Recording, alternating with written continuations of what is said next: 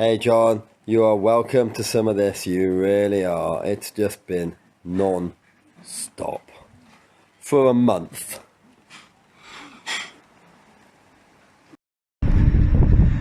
Hi John, it's me. I'm back, and I'm back in the United States of America. In fact, today I'm in a place called Miami. You may have heard of it. It's jolly hot. Now, one of the problems I have when I come to America is I just got no internet, because like the people I use back home charge me £1 million per second to use the internet abroad. So I end up with no internet. So I think I know where I'm going. I kind of looked at a map this morning. I've no idea how the buses work, so I'm just walking along hoping for the best. So, well, you know where I'm going. It's my favourite shop. It's the best place to be, and it's the reason why I come to the United States all the time, because you never know what you're going to get. It's Dollar Tree, my favourite DVD shop, because there's films you never heard of, and films you have heard of, and they're all here. Or are they? We'll find out when I find my first of hopefully 2 Dollar Trees. Anyway, John, I'm going to carry on going because I am kind of hot. I'll speak to you later. Cheerio. And it's me again. Look, it's like 1,000,000 degrees Celsius out here. How do you people survive in such extreme heat? It's jolly hot. I'm going to cross the road now, because guess what I can see? Yes, there it is. Am I allowed to cross here? Now remember, my name is Jay Walker, so if I'm a jaywalker, then that's perfectly legal for me, surely? I'll speak to you shortly. Cheers. Okay, John, I've just been through all of these, and I'm down to these. Now, if I take all of these, I'll be in so much trouble, but one of the coolest thing is, I picked this one up, and look, there's me on the back. That was it, really. I'm just going to go through these and cut down the amount I'm bringing back, otherwise, I mean, I'm going to be in trouble, aren't I? We know I've got a lot to bring back, so let's just cut this down. John, it's me again. Coming out of my favourite shop, letting the first lady in. Okay, so I bought loads of. Thank you, my darling. Okay, so I went crazy and I bought too many again. You know I can't help myself. So I tried cutting down as many as I could. I think I spent about $30, but I've got all the stuff I'm picking up from your place, which I might have pre-ordered, and these, and I'm now on my way to another Dollar Tree, which is hopefully, if I can find it, because I'm not overly sure where I am, and you know I struggle with the whole bus system and things. Right, so this way, about 8 blocks or something. So anyhow, I'm just going to make my way this way. Do you think I stand out? Honestly, do I stand out? I'm trying to fit in with the crowd. Anyway, I will speak to you later, John. Have a good day, and I'll stop talking. Okay, cheerio. But I just bought loads. I bought one for you as well. I bought the game for you. Yeah, only because I'm in it.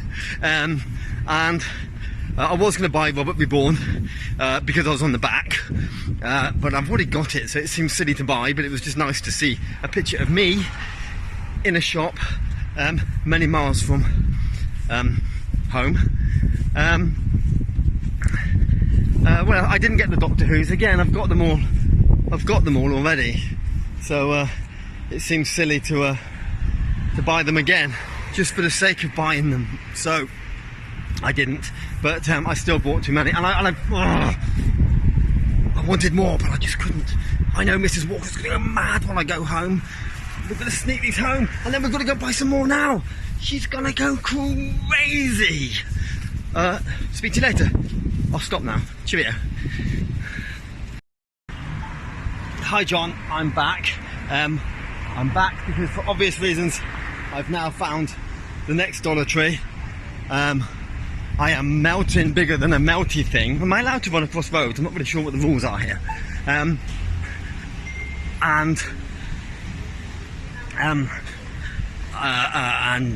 Before I die of heat exhaustion, I'm going to pop in now see if they've got anything different from the one we went to. And I've literally only got half an hour left. Well, I said I'd meet my wife, and she's over in the city, which is a long way from here. Anyway, dude, I'll catch up with you once I've been in Britain's favourite shop in America. Okay, speak to you later. Cheerio. Ah, look. Found. Here.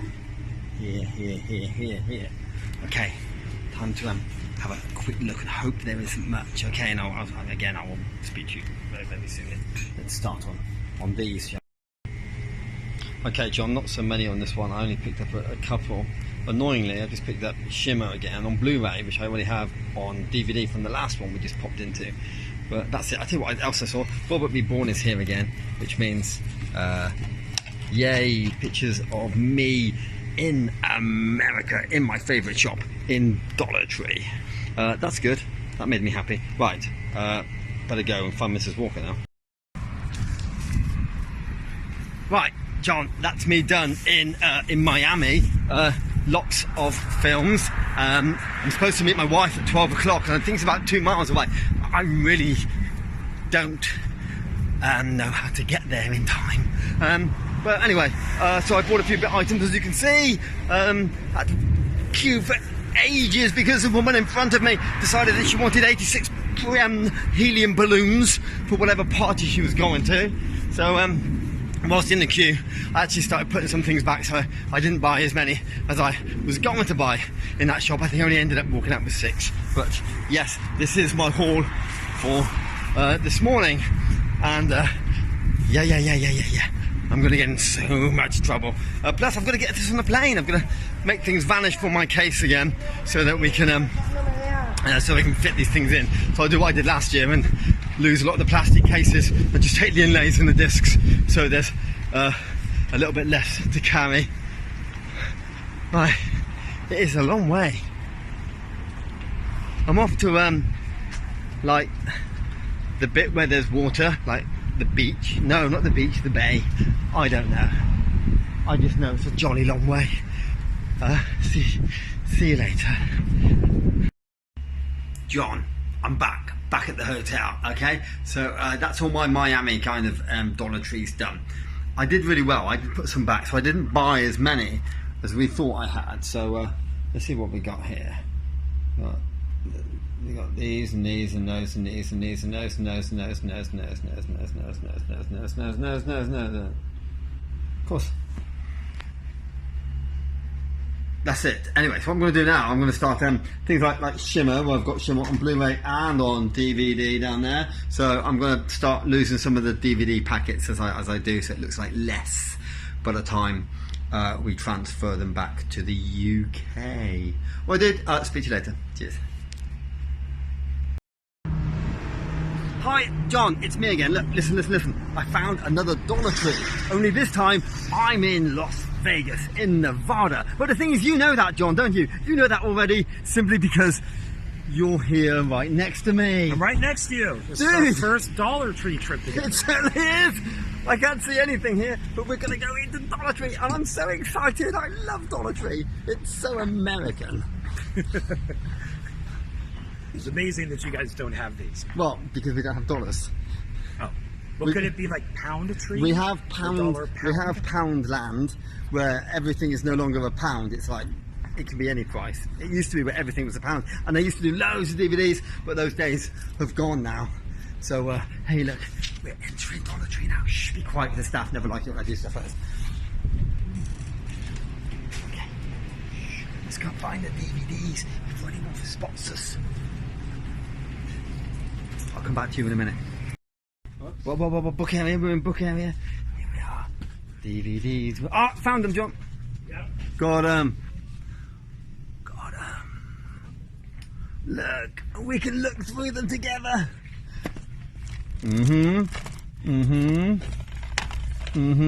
I got that bit.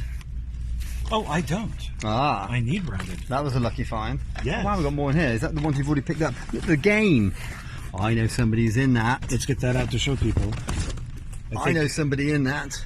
I think that your host is in this movie. I could well be. Or TV. It's a TV show. Yeah, it's a TV series. Oh, look, I've got the Dog Triple Wheel as well, which I'm going to have to pick that up actually, I think.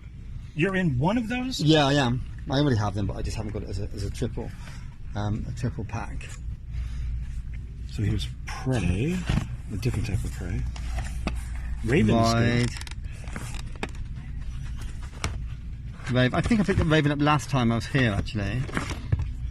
That's new. I just picked that one up. Let's have a look at that in a minute. I tend to have a pile of maybes. Do you know what I mean? Oh, I told my friend I would pick this one up for him if I found it.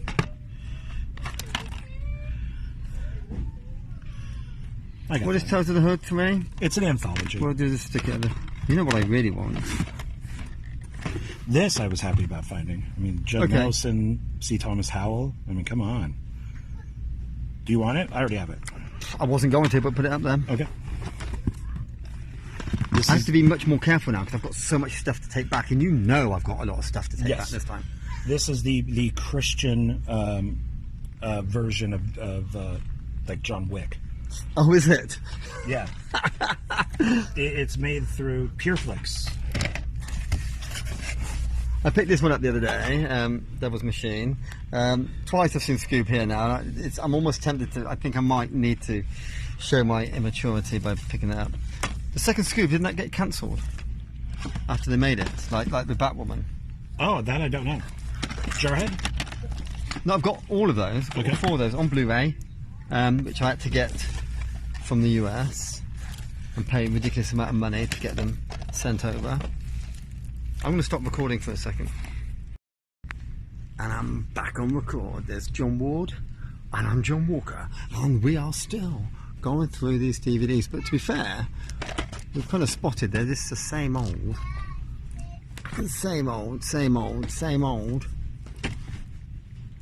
stuff in every one.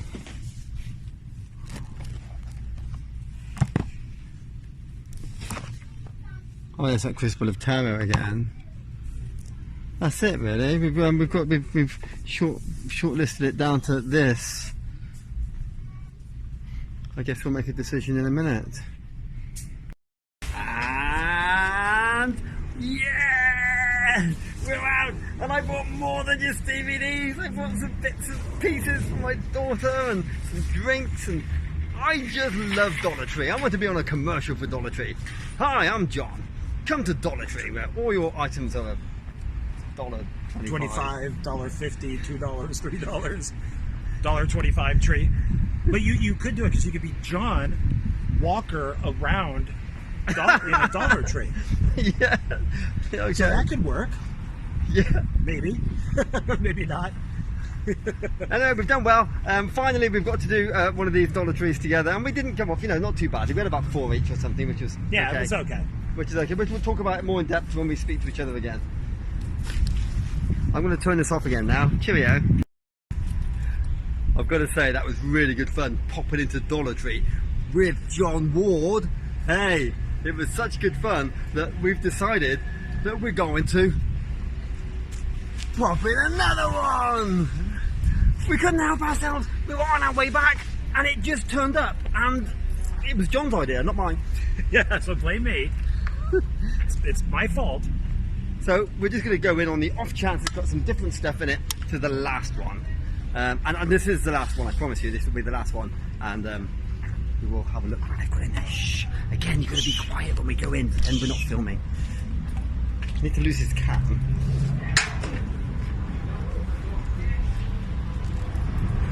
Come on, let's go in.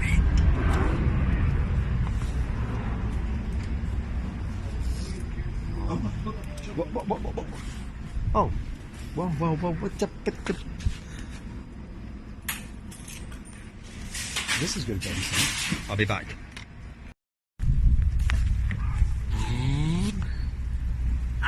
Welcome back. Okay, that really is the end of our Dollar Tree, because we really are going back to the hotel now. That is the end of our shopping. We will talk about this in more detail at some point over the internet. Yeah, John? Yes, sir.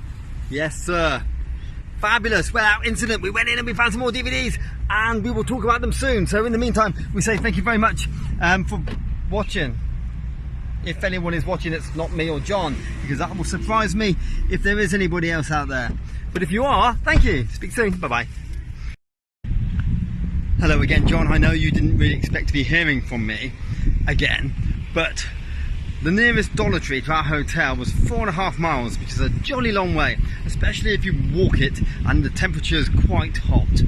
Anyway, I did that very thing, and I found it, and I'm sweating like a sweaty thing, and I'm so pleased it wasn't one of the ones we went in the other day, well, that would have been quite disappointing.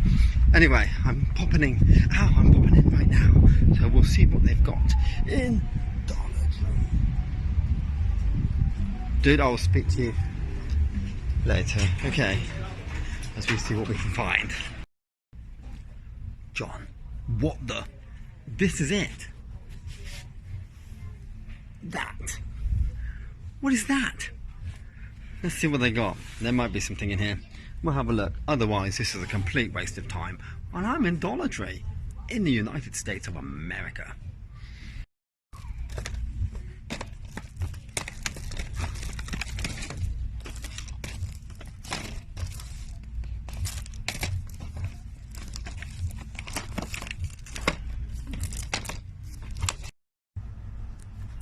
Okay, so I tidied it up for them so that's nice and tidy, and I just found one item, so that's it, just the one.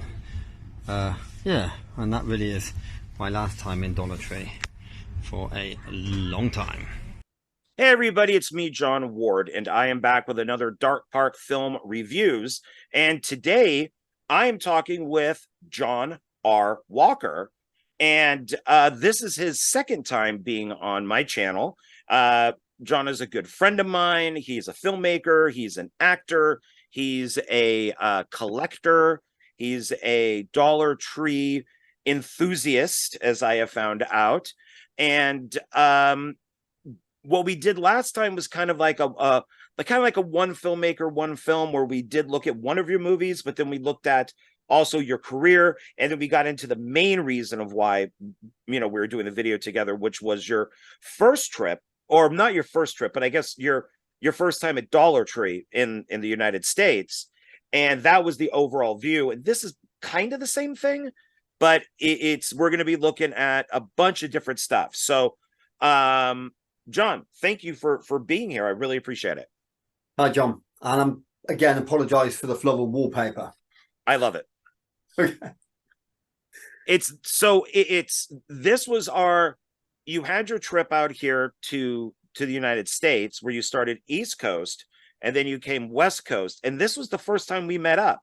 We've known each other, and I've worked with you, you've worked with me, and we've communicated basically through like instant messenger and things like that. But this was our first meetup. And I thought that was awesome. So can you tell people what was the trip? What was the whole purpose behind the trip? Where did you go? All that type of stuff. Well, first off, John, when we did finally meet, it didn't feel like we just met.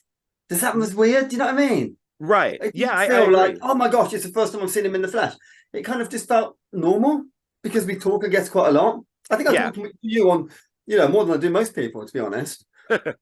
But the trip itself is, well, we got married 10 years ago, me and my wife, and I always said, in 10 years' time, we'll do our wedding again, but we'll do my wedding, and we'll get Elvis to marry us at the Little White Chapel in Vegas.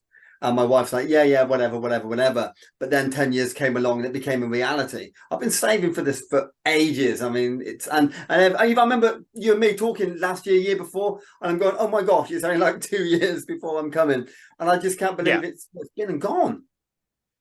Yeah, and you're not joking when you say that you got married by Elvis. You were literally married by Elvis. His name is Elvis. You can ask my best man, my witness, my camera operator, my photographer, because they're all you. Yes.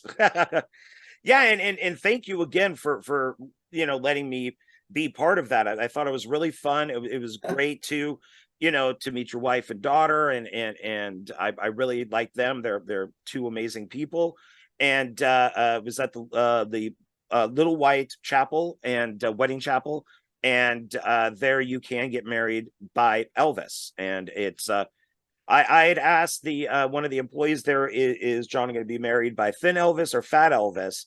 And it ended up being kind of somewhere in between. So good, though. yeah, the guy was nice. He sang and I videoed the whole thing. So I shot it on my phone. So you have that. We got a ton of photos. And so that was, I would probably say, the main reason why you were out here in Vegas.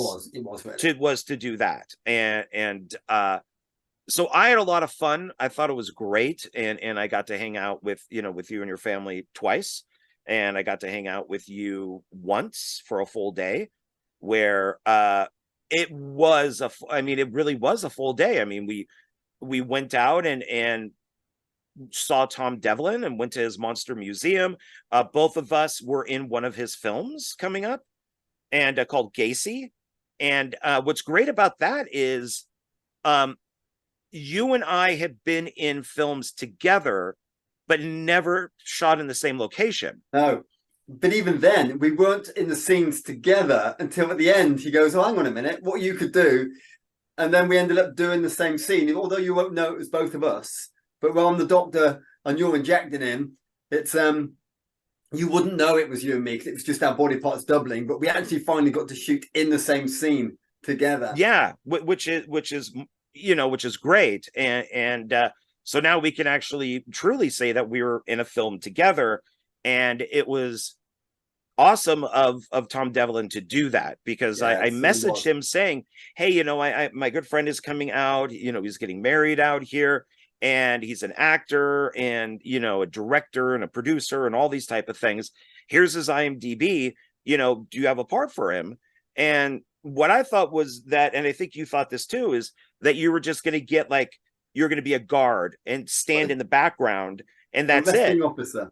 Yeah, and instead you got 4 pages of dialogue, and luckily the way that Tom does these things, it makes it very easy to do 4 pages of dialogue and not even have to memorize it.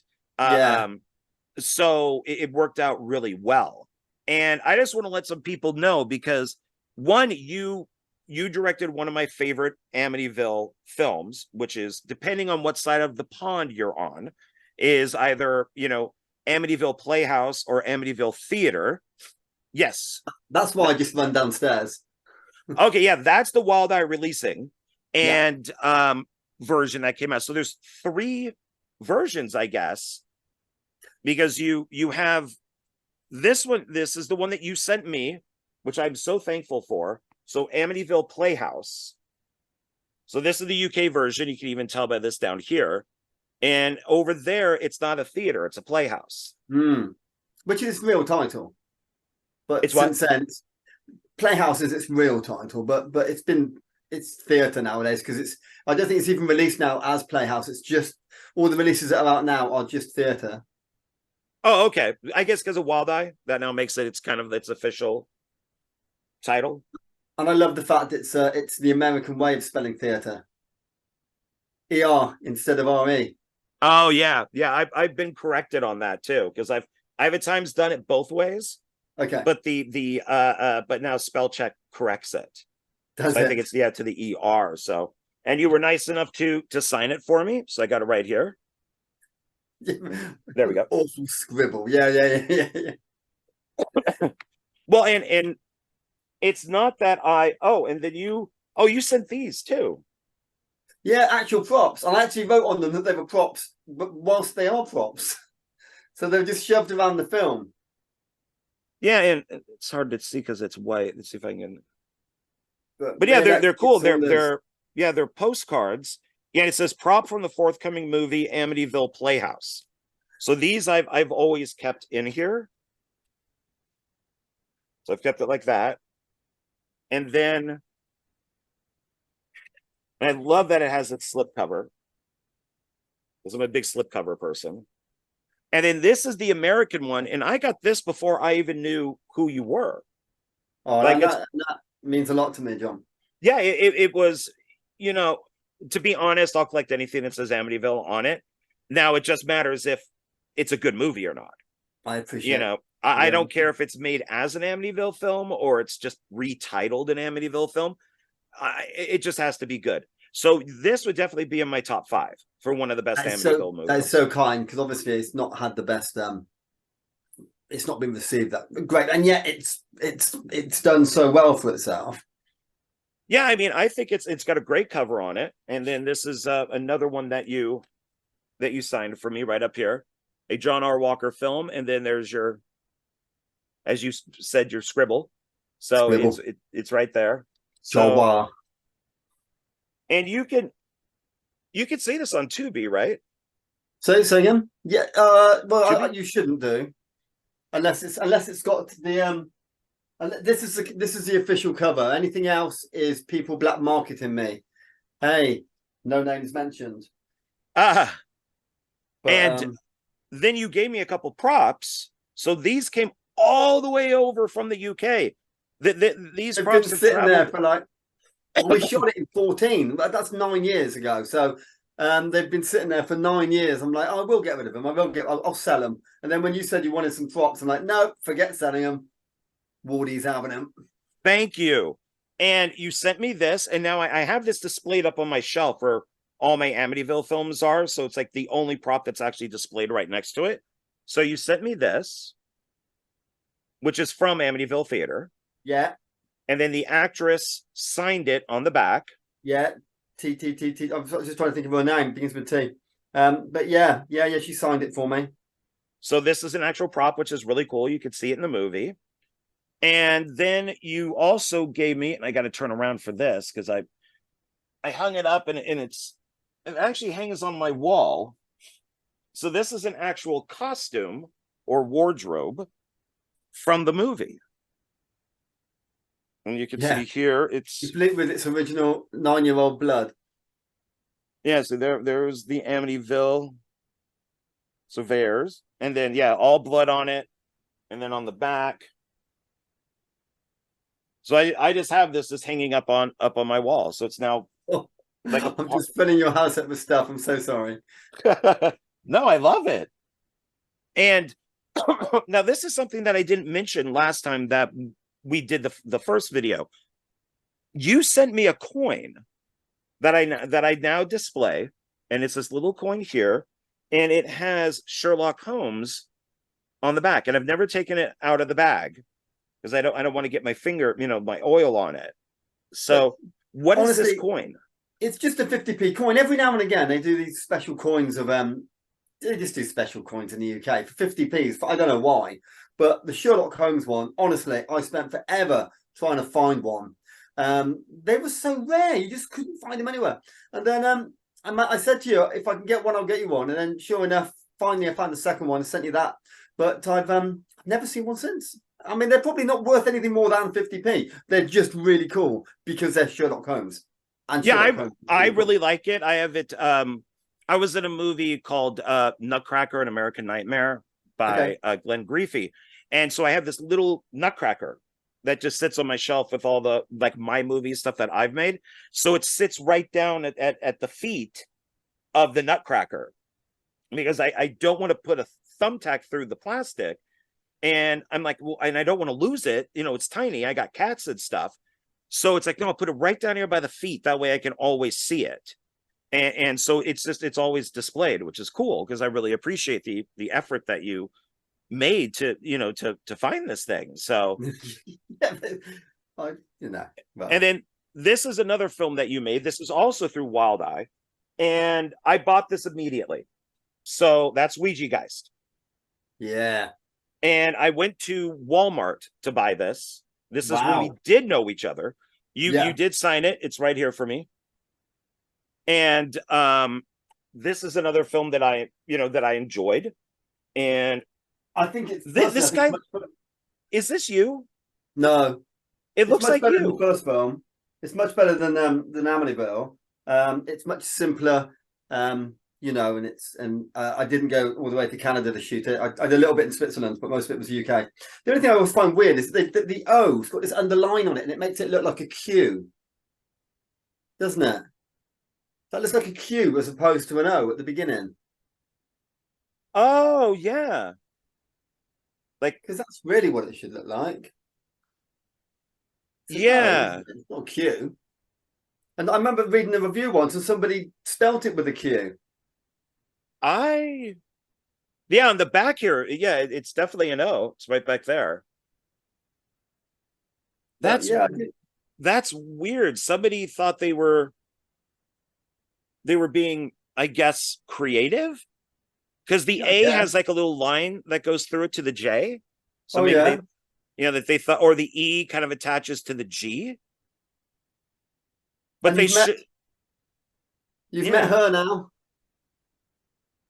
Oh, look, that's your daughter. Yeah.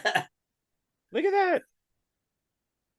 Oh, that's awesome. So now I'm gonna have to rewatch this. Wait, is that your daughter right there, the little baby? Yeah, that she is. Oh, I'm gonna have to rewatch this now.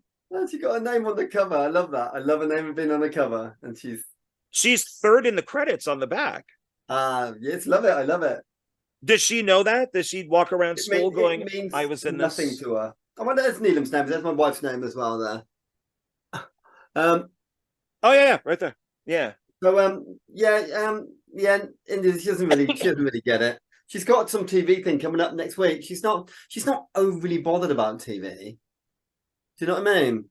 She's in a very lucky position that, she's had a couple of little roles. She did that. Have you seen the film with it's on Amazon. It's called All the Old Knives, and it's Chris Pine. Basically, Chris Pine's character has to. It's an 80s thing, and he has to dob this Russian Asian family in to get them. He knew they were going to be killed off, and the daughter and the wife was Neelam and India. So little India's got like a nice little role in this. Gets killed by Chris Pine. Well, wow, nice. Well, wow. Not him, obviously his character. Yes. Yeah.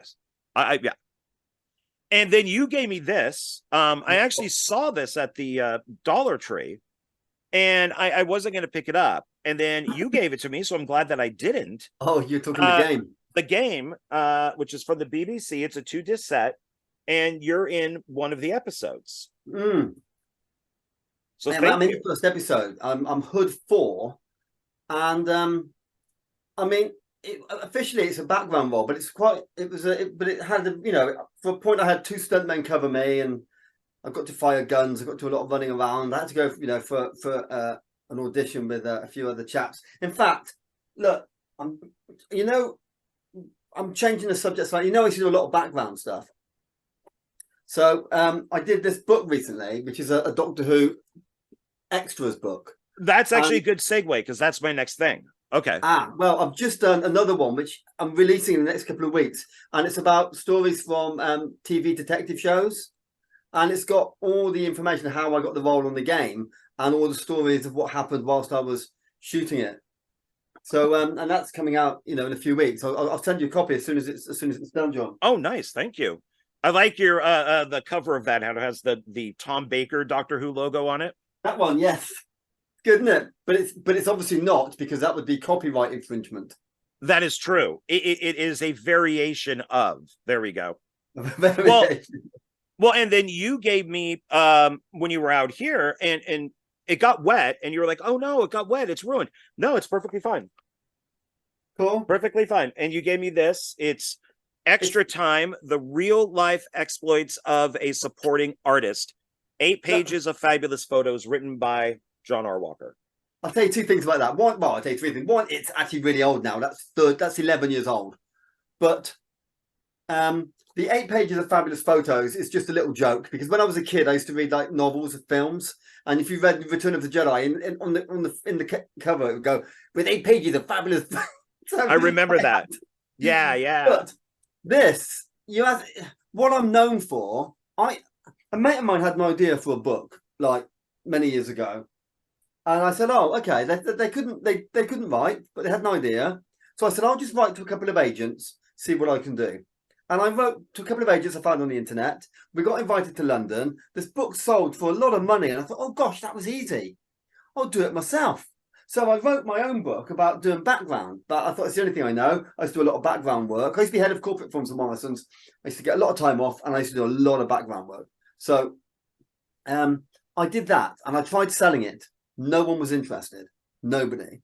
So I self-published it. I got some local press, And then suddenly, John, the world went mad. Every national paper, BBC Breakfast, ITV Breakfast, the main stations here, everybody wanted to interview me, and I was in every paper. I turned down a lot of TV stuff because I'm not very good at this, believe it or not. You're fine.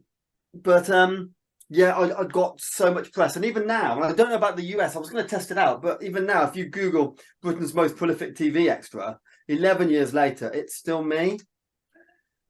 But it's good and it's bad, because when I went to make Amityville, and when they were reviewing it, they're like, John Walker, oh, he's an extra, you know. And it kind of made it into a dirty word. And of course, when I went to the BBC, at first I kept my mouth shut of what I was, because I'm a first AD now. But when I first went there, there were still people who, unlike the States, in the UK, if you're an extra, you're thought of quite low. If you're an out-of-work actor who works in McDonald's, a lot of respect. If you're a 13-year-old person who's come to set just to have a look, you get a lot of respect. But if you're an extra, no matter how many years you've done it, you've got nothing but contempt over here, unfortunately. A lot of contempt. Oh, wow. And it really ruins your self-esteem.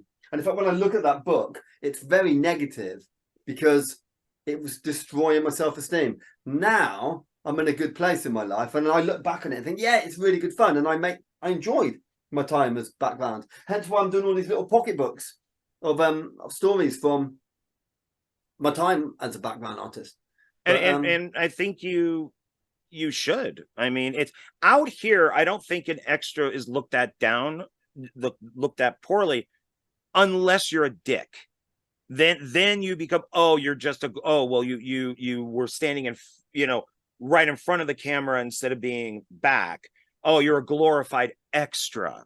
You haven't done anything. It just matters how you act. So if I was an extra in 50 movies and said, oh yeah, I'm an extra, I was in blah, blah, blah, blah, people go, oh, that's cool.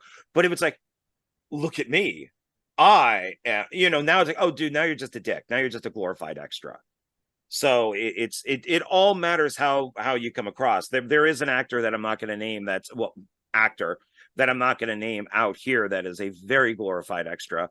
Nobody wants to work with him. He's a huge dick, and he would actually rat on people if their film was not SAG, because I guess like he was like a SAG extra or something, and it's like, okay, nobody on the set is SAG, so why are you calling SAG? This guy was just a dick. Nobody likes him. Nobody wants to work with him, and the guy was just a jerk. So, yeah. So it's I think it just matters on how you do it. So, and that's not your only book. One day I found this sitting outside my front door, and that's The Making of Amityville Theater. This is why I run downstairs just now, just before we did this. I'm like, I'm going to grab one of everything. So that was literally written in a week. I had a week left. I was second AD at work, and a week left as second AD. And I thought, right, because I haven't got any more episodes to work on, I had a bit of spare time. So all I did was got all my notes together, some stuff I'd written for somebody else. Ian Carroll, who'd written the Amityville book, so I wrote some stuff for him. And I got all these little bits, shoved them together, asked Wild Eye if I could use their cover. They very kindly let me, and then put this out there. And I don't know why, but I self-published this. But Amazon are doing it for like £3. I've done it at the minimal price where I make next to no profit at £5.99, but they've been doing it half price for weeks and weeks at £2.99. So I guess they take the loss on that. But excuse me. But yeah. So The Making of Amityville, which kind of just explains the process I made. It's easy enough to go online and go, I saw this film, it was rubbish. But that just kind of explains a little bit of, well, a lot of work went into it. Whatever you think of it. No one sets out to make a bad movie. I don't know about that. Oh, yes. I don't know about that. There is one filmmaker that I can think of where quantity is better than quality. So, but what's great about this is that it has the script. Yeah. So you got behind the scenes and you have the script for the film, which is pretty cool. because I was still doing like a diary for my days on set.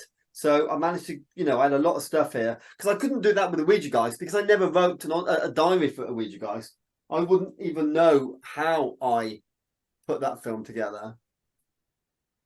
But I was lucky with Amityville because I spent a lot of time at the end of each working day. I'd go home, go back to, and just write up what we'd done that day. So I just noticed this. I just flipped to the back. So made in the USA, Las Vegas, Nevada, March 17th, 2022. Because it's I think it's print to order because mine doesn't say that. Mine says printed in the UK. Oh yeah, see, yeah, and mine, I don't know because of my light here if it's gonna. Oh, there it is. Yeah, it's different. I presume. I love the fact it's got the date on it. I presume it's because it's print to order. Oh, gotcha. Okay, that would make sense. So, dedicated to your wife. Is it? You remember? Yeah, do you know why? Yeah, because she's the one who let me spend a lot of my, well, basically all my savings and go to Canada and, and do this. No one else, the fact that she helped me and she was pregnant and she came to Canada for 2 weeks and held the boom for 2 weeks. So, Well, yeah, and I'm going to be writing the introduction to an Amityville kind of encyclopedia. Nice. David C. Hayes, who you've spoken with, is writing it, and he asked me if I would do the introduction, and I said sure, and I would love to because I just love Amityville movies, and I've only been in 2 of them as an actor, Amityville Rideshare and Amityville Bloodbath. But I'm going to be listing in my intro like my top 5, and this is going to be in there as so one lovely, of them. John. So thank you, darling. Well, and one of the reasons I want to get kind of more of the obscure ones that I think are better because it's so easy to just put the original Amityville Horror, Amityville 2, Amityville Amityville 3. Well, now 3 spots are done. What about some of the indie ones that, so they'll be like my, at least like my top 5 favorite indie Amityville films because everybody knows of the original.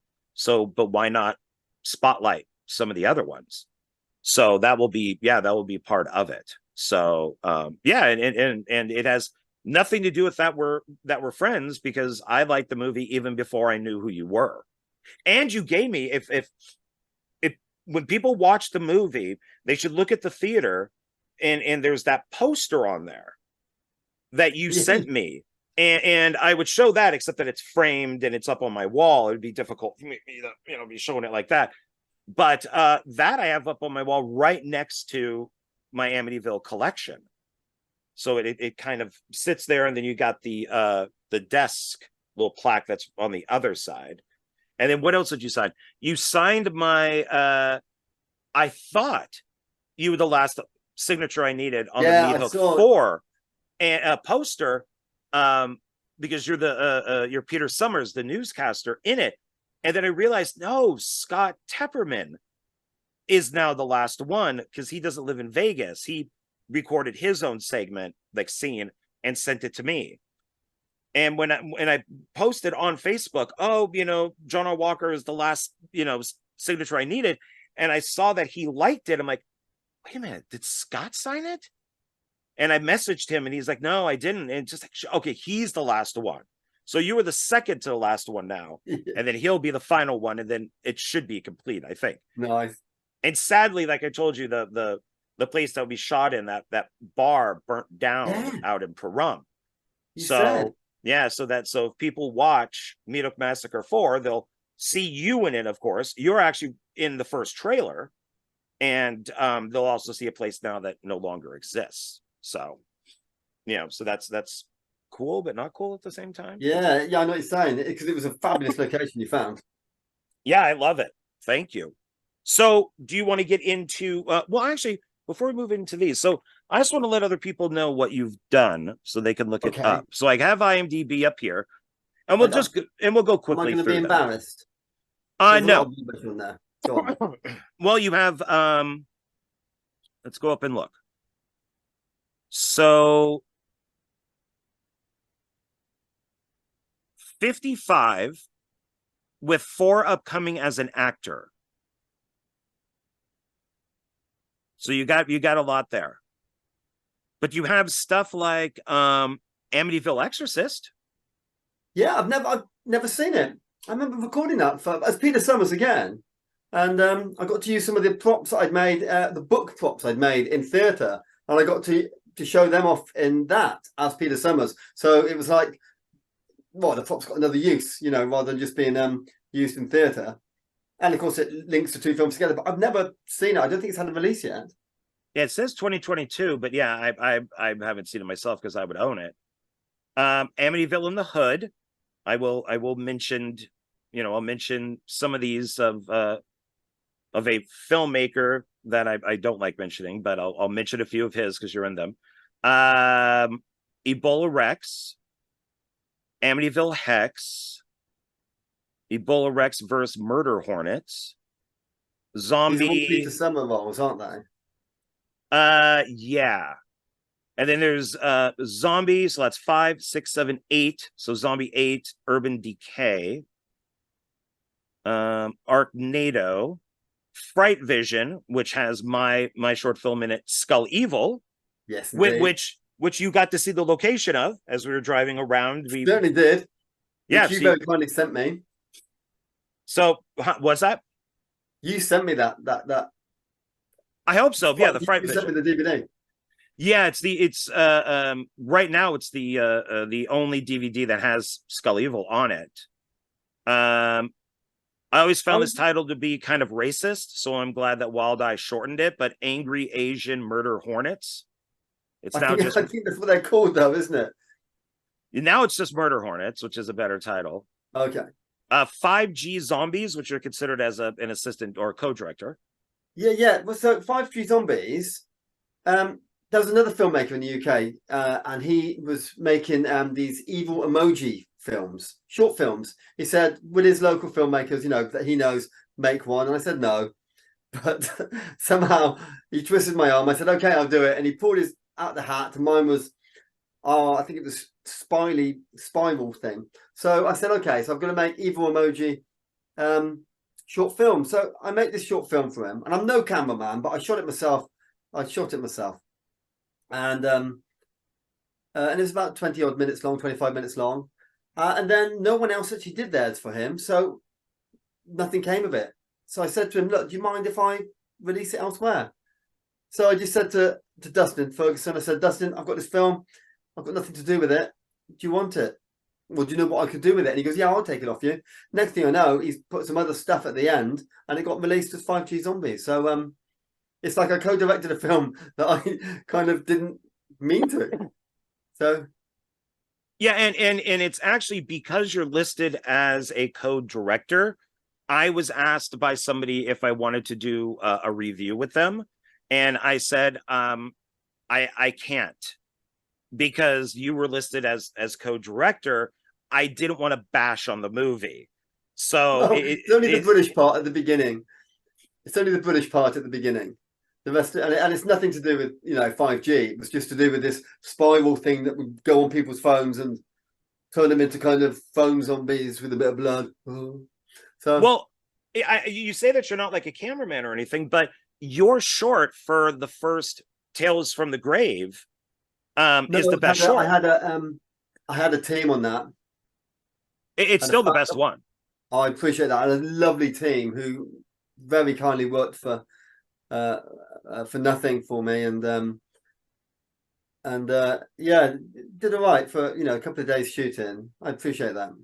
Yeah, I mean, it's funny is yours I think is the best one on volume 2, and then you're on volume 1, then I'm on volume 2 with Skull Evil, which then Ferguson used the wrong version. So I'm not happy with my film being on there. But I do own that disc with just I guess season 1 or volume 1, and yeah, and I still think yours is the best one. So and that's even before I knew you. So that goes way back when. Of course, well, Robert Reborn, You're in the Robert series. Yeah. We saw that, didn't we? In Dollar Tree. Yeah, I think it was like what, the first three. Yeah, no, that was the fifth one. But no, it was when I was in Miami. I sent you a video of I think I put it on the video. I might not have done. I might have just taken a photograph of it and put it on Facebook. But yeah, it was the fifth one was in a couple of Miami Dollar Trees. So well, we found out here the three. Yeah, it was the collection of three, but you weren't in those, so no. we both passed. Yeah, that was Andy Jones, who unfortunately has passed away now, and I've been desperate to be work for Andy for a long time, and he offered me this role as a Russian pilot, and I spent weeks trying to practice Russian. I knew this Lithuanian girl, and she was helping me with my Russian, but I was awful. My Russian is so bad. Really bad, but it was good fun and a real, I'm so pleased. So pleased I got to work with Andy. Sorry everybody for the coughing. It's my allergies are killing me. I guess I need to go out and buy more medication. And now the next one is one that I was in for you, which is Blood Bride and the Demons from Hell, which were you told me that you're hoping to release at some point. I just need a couple of days. So I lost my lead actress, and I'm like, that's okay. We've got an idea of how we're going to change her, but the very last line is now you've got to get through my Legion of the Undead or something. I thought, oh, why have I put that in there? That's just going to make it really difficult for me. So I just need a couple of days and some people, and we will finish that. And I really would love to get it out. I'll give it to Wild Eye or somebody just to get it onto a DVD before DVD is completely null and void. Right. You wouldn't get it in the UK. It wouldn't get a release here. The indie industry on DVD has legitimate releases have just gone altogether now. Oh, wow. Okay. Just gone. It's got a great title. Yeah, I love the title. I want to get a good poster for it as well. So if it's got a good title and a good poster, the film... That's what a lot of people do. That good title, good poster. It doesn't matter if it's bad or not. The film is questionable. We literally made it up on a weekly basis. Exactly. And then the one right before that is, oh, look, on IMDb, it has 6.4, Meat Hook Massacre 4. Wow, that must be the highest rated Meat Hook film. It must be the best of the lot. Who directed that then? That would be me, sir. Thank you very much. I wrote, produced, and directed that. So thank you for being in it. Thank you for making it. Of course. And I believe that's the first time you and I had worked together. And then after that was Skull Evil. So yeah. Apparently, according to Ferguson, it's the black sheep of the family, but or of the series, but it has the best reviews. Okay, well, whatever. We're not going to spend a ton of time on this, but we'll just go through a few more. Of course, then there's the Tales from the Grave episode that you did. It actually says 2 episodes. So did you do two shorts? No, I was in 2 episodes because I was in yours. Oh, okay. There we go. So I've got a little cameo at the end of mine. Okay. I've got a little cameo at mine, and I thought of a really funny name. So my name's D.I. Fish. And then literally a week later, my manager came in, a new manager, and his name was somebody Fish. I'm like, oh my gosh, not a funny name. Real name. I just thought Mr. Fish was a funny name. Yeah, that's what it says, D.I. Fish right there. And then we have the Ouijageist, if you want to put it with a Q, Ouijageist. So we got that, which we talked about. Amityville Clown House, which is Ferguson. Nemesis 5, the new model, which I know a lot of people don't like, but I actually liked it. I did not think it was a bad Nemesis sequel. Some people didn't like it. Crying Wolf. I have that. I own that movie. Did you? No, you would have the one with you would have in America. It was called Crying Wolf because in America you had the one with John Bon Jovi. It's a different one. It's not the. It's got the same poster. Yeah, it's the same poster. I'll have to check that out then. I'll have to see. Yeah, in America it was called Crying Wolf. It was a Tony Jopia film. I was the first AD on that as well, and that was a tough gig. That was tough. That nearly killed me, that did. But I enjoyed it. Don't you eat anything? It's my cat. Then Amityville Playhouse. I saw a couple down here that interested me. So you have Wizards vs. Aliens, which is a TV series. Yeah, it was when the Doctor Who spin-off Sarah Jane Adventures, when the lead actress passed away, they made another series, but I presume with the budget, called Wizards vs. Aliens. And I thought, this is going to be massive. This is going to be great. It's the same production team who make Doctor Who and all of this, but it kind of went to nothing, went to nowhere. But a really lovely role. Gosh, I've forgotten his name now, but I had a really nice role in it. So I've got a funny story with that one. Am I right? Am I boring you? Because we've been 47 minutes already. Oh, no, we're fine.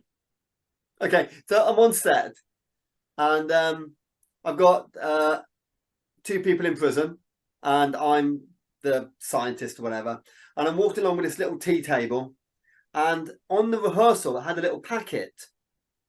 So they said, John, just give the tablet to the woman. And I said, oh, okay. And I talked about tablet as in you know, like a tablet you take with water. So I walked along, go to the prison, I point at the guards, they open the doors, I go in, I look at him, look at her, look at him, look at her. I get a little bit worried, I give her the packet, and I walk off. We did it in rehearsal, it was great. It was all about me, this whole scene, you know, this scene, and I'm like, okay, here we go, wow, this is nice. And then they did checks, turned over, action. I'm walking along. As I'm walking along with the tea table, I'm like, where's the packet gone? Uh-oh, where's the packet? And I'm walking along thinking, where is it? Where is it? And I'm really panicking. I point at the guards. They open the door. I get in. I look at him. I look at her. I look at him. I look at her. And I thought, I don't know what to do because the packet isn't here. I thought, well, there's a packet underneath. I'll just pass past her that. And I go to get it. And she's going, tablet, tablet, tablet, tablet. And they go, cut, cut, cut. What are you doing? I said, oh, the tablets aren't here. The tablet is here. And they were obviously pointing at an iPad. But because they hadn't done that on rehearsal, I was so confused. And when it came out on DVD, the first thing I did was buy it so I could go through the bloopers and pray they did not put that scene on the bloopers. Thank goodness they didn't. That's funny. What an idiot. But see, but that's a good blooper. That's a funny blooper. Well, not the time. And then let's see, you're in a film called Dead Time, which I do own. I didn't grab it down, but I actually have it just right up there. I wanted to grab the films that you I was the first AD on it, and the second unit director. I did a lot of the second unit stuff, but I think I am literally. I think I come through a door and I'm like, oh, somebody wants to see you now. And that was it, something like that. No, I think that was cut. I think I'm just saying, I'm up at the beginning and I just say, oh, someone will see you now, and that's it. So hardly in the film, but as Rupert, yes. Rupert, But still, that was my first AD feature film. And then when the director said to me, John, I want you to direct all the second unit stuff, I'm like, you are messing with me. No, I can't. And he persuaded me, gave me the confidence. He taught me so much. I remember being on set and it was 5 o'clock in the morning. The road was closed. We were inside the gates. They were outside the gates filming. They blocked the road. The road was going to be opened any moment. And the key broke in the lock. And I'm panicking. I'm stressing, going, oh my God, what are we going to do? What are we going to do? And the director came up to me and goes, John, listen, there's 30 people on set right now. They're all worrying and stressing because you're supposed to lead by example and whatever kind of excuse me, I'm sorry. It's got stuff in my throat, man. It just won't get out. Sorry, don't mean to be gross. I apologize, but yeah, Tony told me, you know, how you react on set as a first is how other people will perceive that, and they will, you know, and they will feel the same. So if you're panicking, they panic. If you're calm, they stay calm. And he took me aside and spoke to me, and it was really important conversation because that's obviously what I do for a living now. Interesting. Okay. Oh, The Woman in Black. Love that movie. The Butler. When they got the job, they said, "Oh, John, you'll be working with Daniel Craig." I'm like, "Yes, I'm going to meet James Bond." I was so excited, so excited. And I was in makeup one day, and they were doing makeup, and this guy next to me goes, "Hi, I'm what's your name?" I said, "John." He goes, "I'm Danny." I said, "Hiya, Danny. How do you do?" And I'm shaking his hand. I'm like, Oh, you're Danny Radcliffe. Ah. But me and Danny got on really, really well. To this day, I've still not seen a Harry Potter film, and I told him, and he was so cool about it. And yeah, we chatted quite a lot on that. And every day they go, I'd have a scene, and they go, "Oh, John, we're actually going to take you out this scene, and we'll go without you." And every day I go to work, and I think, are they ever going to use me? So there's a bit where Janet collapses, and it was supposed to be me that catches her. I had a stuntman there to show me how to catch her when she went. Got changed, and Danny, it was just Danny. There's a bit where Danny and Kieran are chatting. I come through the door, they stop chatting, they got rid of that bit, and I'm like, gosh, they really don't want me in this film. And then on my last day, it was a bit with the dogs, and then I bring the dog in, and then they're talking about the twins, and you see the twins are dead, and Janet attacks the table with this knife. So it was a nice little role. It was Archer the butler. On my last day, Danny said, "You make a great archer," and I said, "Oh, thanks." I said, "You make a great archer." Then we shook hands, said goodbye. So really, really nice. Yeah, I like him a lot. So I like his so movies. down to earth. He was such a lovely guy. Like I wasn't, but if I was being honest, I didn't really enjoy the film that much. Oh, really? I liked the first one. I didn't like the second one. I thought the second one was boring. Yeah, I thought it was just dull. But I like the first one. It's yeah. So so here is Cry Wolf short.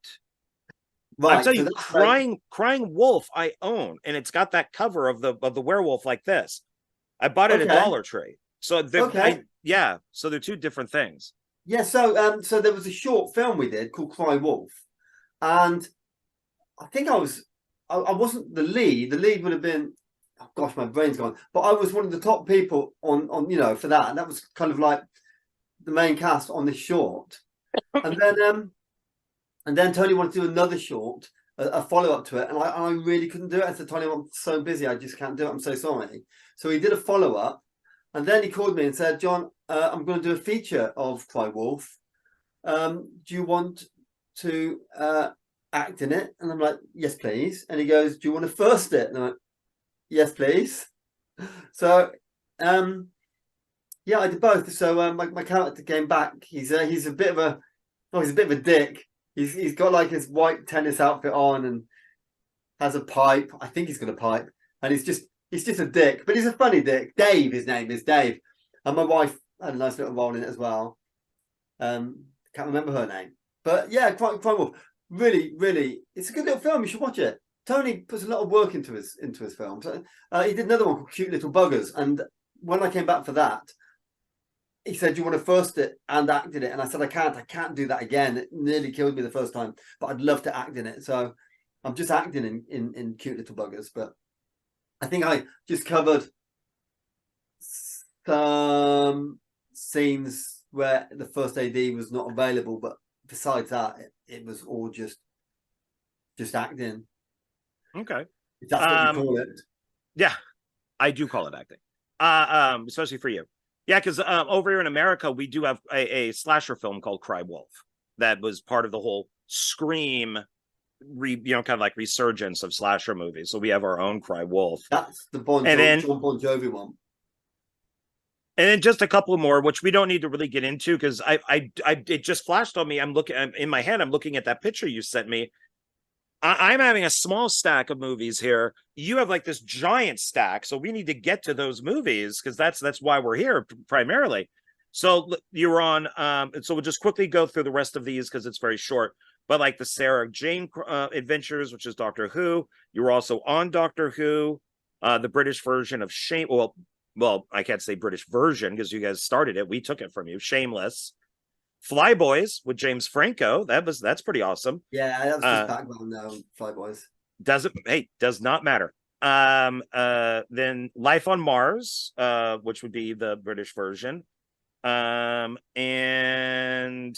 there's no date on this, but Arachnado 2 Flaming Spiders. Oh, that would have been another one of Dustin's. That would have been another Peter Summers one. Yes, Dusty's, one of Dusty Ferg's films.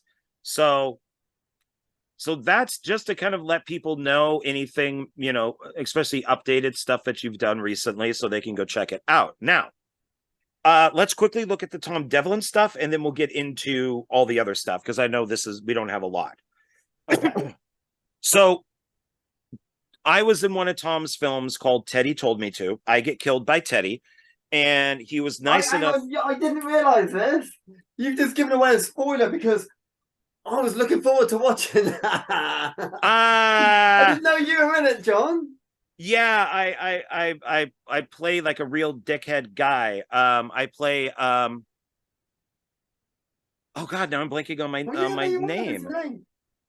But I'm in it, and I have the,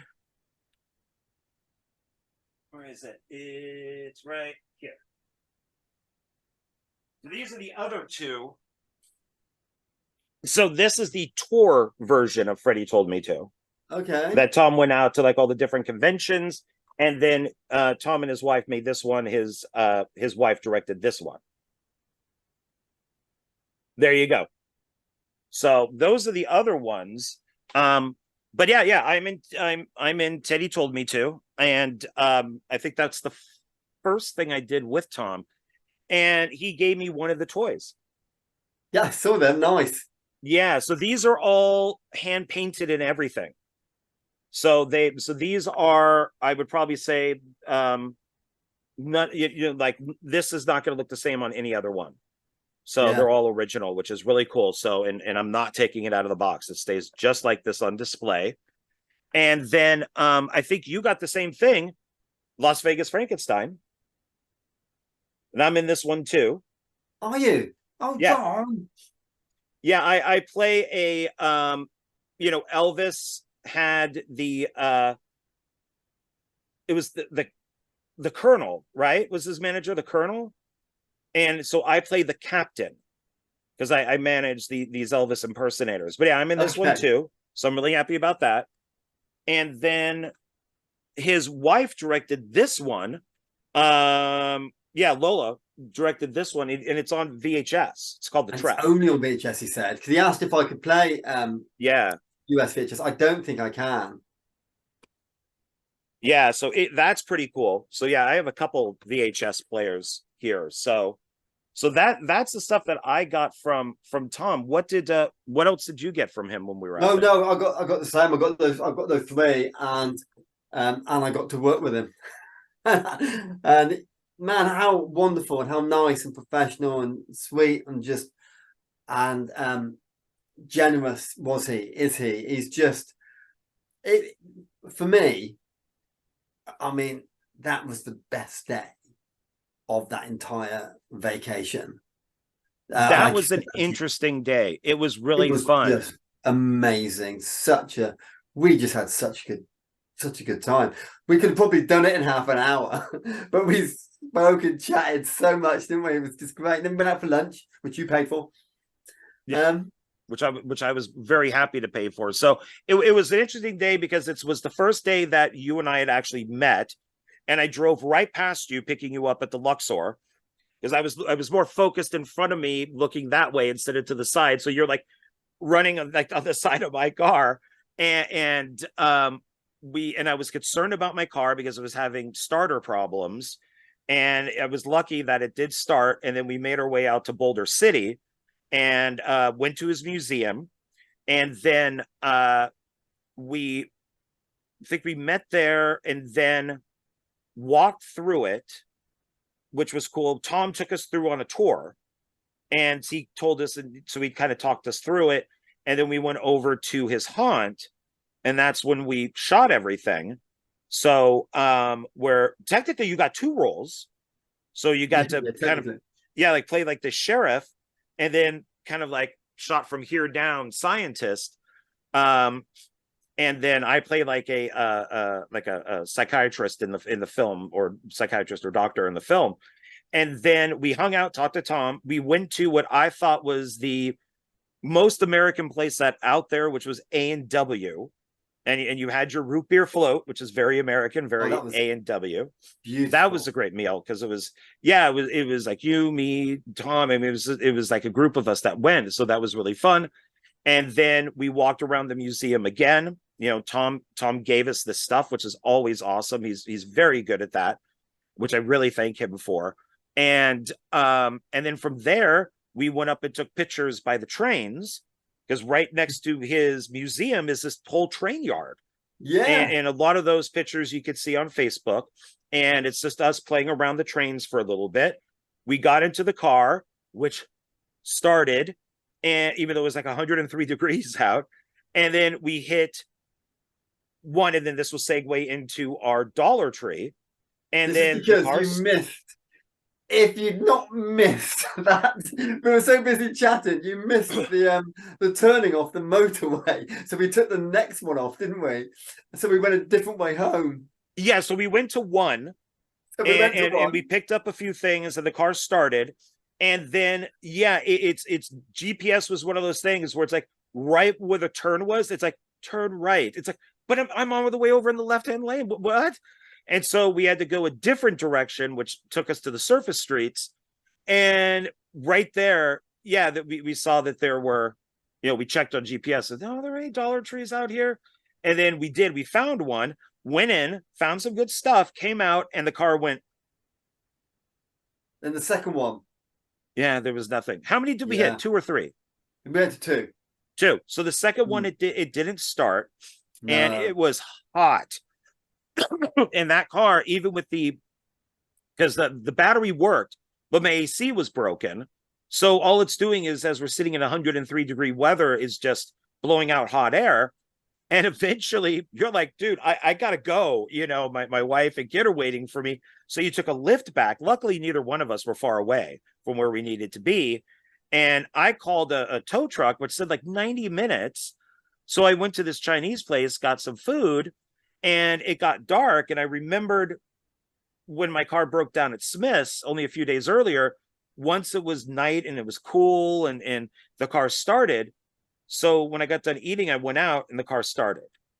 And then I drove it home and made an appointment over at a different place. And it was a Pep Boys, and to get the starter looked at. And in the morning, I'm like, please start. And it did, because it was still early, cool, and it was in the shade. And then they fixed it. And now it was okay. So would you like to start with your entire package? And when I do this, quicker. I'm not joking. You have an entire... I'll be much, much quicker than I was last year when we did this. Look, to bring so much home, what I tend to do is find those nasty, cheap, flimsy cases, ones that have got the big holes on the inside, and I take the disc out, I take the inlay out, then I put them into another one, and I throw that case away. Well, yesterday, so I threw about 8 cases away, so it made, it was 8 less to bring back. And then yesterday, I went to a charity shop up the road here. I found 8 DVDs that were still in their wrappers. Okay, it was 6 for £1, so it was 6 for £1 or 20p each. So for £1.40, I got 8 new DVDs, and I brought them home yesterday. And I literally opened up the cellophane, took the inlay out, got the disc out. They all went in the bin, so that I had the cases for these, and that was a lot cheaper than what it would have cost to have extra luggage. Oh yeah, I can imagine. Yeah, you had because you just didn't have Dollar Tree. You also ordered a whole bunch of complete TV shows on DVD. Maybe. You will see in a minute. Well, yeah, before we do Dollar Tree, another DVD, another Blu-ray I got. Are you forgetting you gave me this Zombie Rage? That's right, Zombie Rage. I gave you and Tom one. Yes, that is my short film, Flesh Attack, in there. And that is a Ken Ace Brewer production. Basically, there's 3 directors on there. I'm one of them, and it's all about the beginning of the zombie apocalypse, not during or it's right at the beginning. So I'm very happy about being with that. So I'm glad that I could give you a copy. So right, okay, bag number 1. Scare package. I don't know what most of these are. Yeah, good. Kevin Dillon, Dirt. Don't know that one. Okay. Crucible of Terror. Got that one. Yeah. It's one of those thin boxes. Yeah, same with this one. You can never go wrong with Lee Van Cleef. Yes. This is weird. It's got Walmart written on it. Still in its wrapper. It's Carver screaming only excites him. But that's from Dollar Tree. Yeah. We've got Foxtrot 6. Yep. It's in Agatha. Okay. The Binding. Got that one. Yep. They Reach. Looks a little Stranger Things. Okay. Yeah. And Paintball Massacre. Got that one. I'm looking forward to that one. That's the first bundle. See, we got much quicker than last time now. Now, to let people know, the reason why you have so many of these and why we went to Dollar Trees is because you don't have Dollar Trees over in the UK. They don't exist. No, I was going to do a little video because we've got a shop called Poundland Poundland. Very similar. And a few years ago, gosh, they'd have so much stuff in there. And it was great. You'd go in and you'd go through you'd drive to the next town and go through all the DVDs. And there was always a treat in there. Always. And at Halloween, they'd have a whole section of loads of Halloween horror films, all your low budget B movies. It was great. And as time went on, where in the old days everything was £1, nowadays it's called Poundland and more, and things are £1.50, £2, £3, £4, and it's not £1 anymore. Everything's expensive, and their DVD collection is next to nothing, and they've got the same rubbish in every one. They've had nothing new for ages, and in the UK now, outside of HMV, all you've got is CEX, which is like a second-hand DVD place, or the charity shops. That's it. DVDs have died a death. You don't get them in the supermarkets. There's a couple of supermarkets that do very, very few, but the DVD market in the UK has died a death, and it's such a shame. Well, and similar things are happening over here. I can see it, and you can see Dollar Tree is happening with their £1.50s and their $1.50 and $3 stuff. You go, they still call it Dollar Tree, but it really is $1.25 tree, and I think it goes up to $3 now. But now, and 99-cent stores is the same thing, but they're not changing their title. It's still just Dollar Tree or 99-cent store. And when you go into Dollar Tree, which, I mean, I would go in there only, I would probably say 2 years ago, they'd be like this. Like, you'd be like, oh my God, look at all these. And you walk out with like 50 movies for like, $50 because there was no tax. And you'd be like, well, I guess there would be tax. But, and then you could make like an hour video just on what you bought that day at Dollar Tree. Now you go in and you're lucky to find one, maybe two. At most. This is so I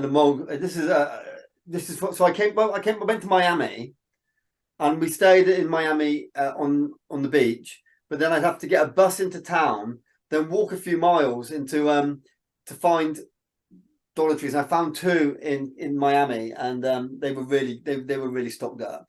But the trouble is, for me, when I come to America, I've never got an internet because my British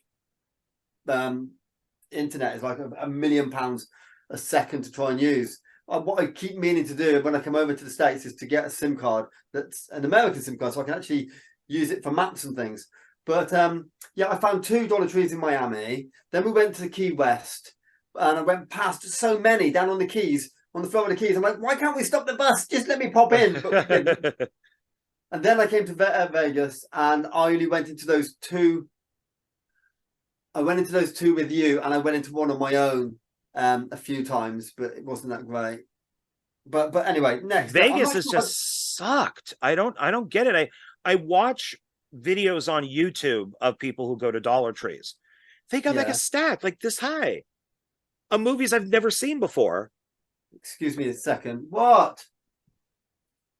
India, I'm talking. Does it matter? Come here. Here's our actress. Come here. Say hello to John. Look, it's John. No. India, hi. Remember me? Hi. John, say hi. We had lunch together a couple times. Go away. Hi, India. Hi.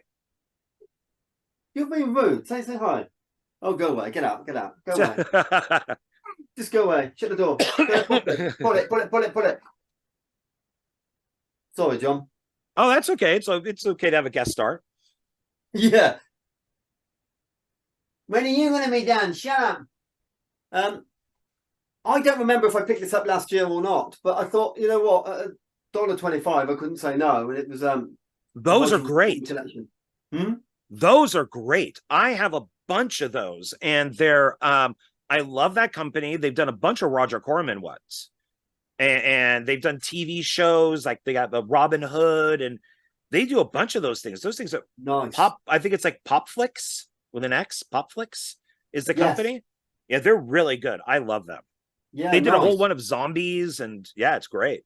I picked a few up last year, but I couldn't remember if I picked that one up or not. I tell you what I didn't pick up. They had a load of Doctor Who's. And I'm like, John, don't just buy Doctor Who. I've already got. I buy all Doctor Who on DVD and Blu-ray in the UK, so I don't need to be going and buying it from the US as well, just for the different covers. But I haven't got the space for it.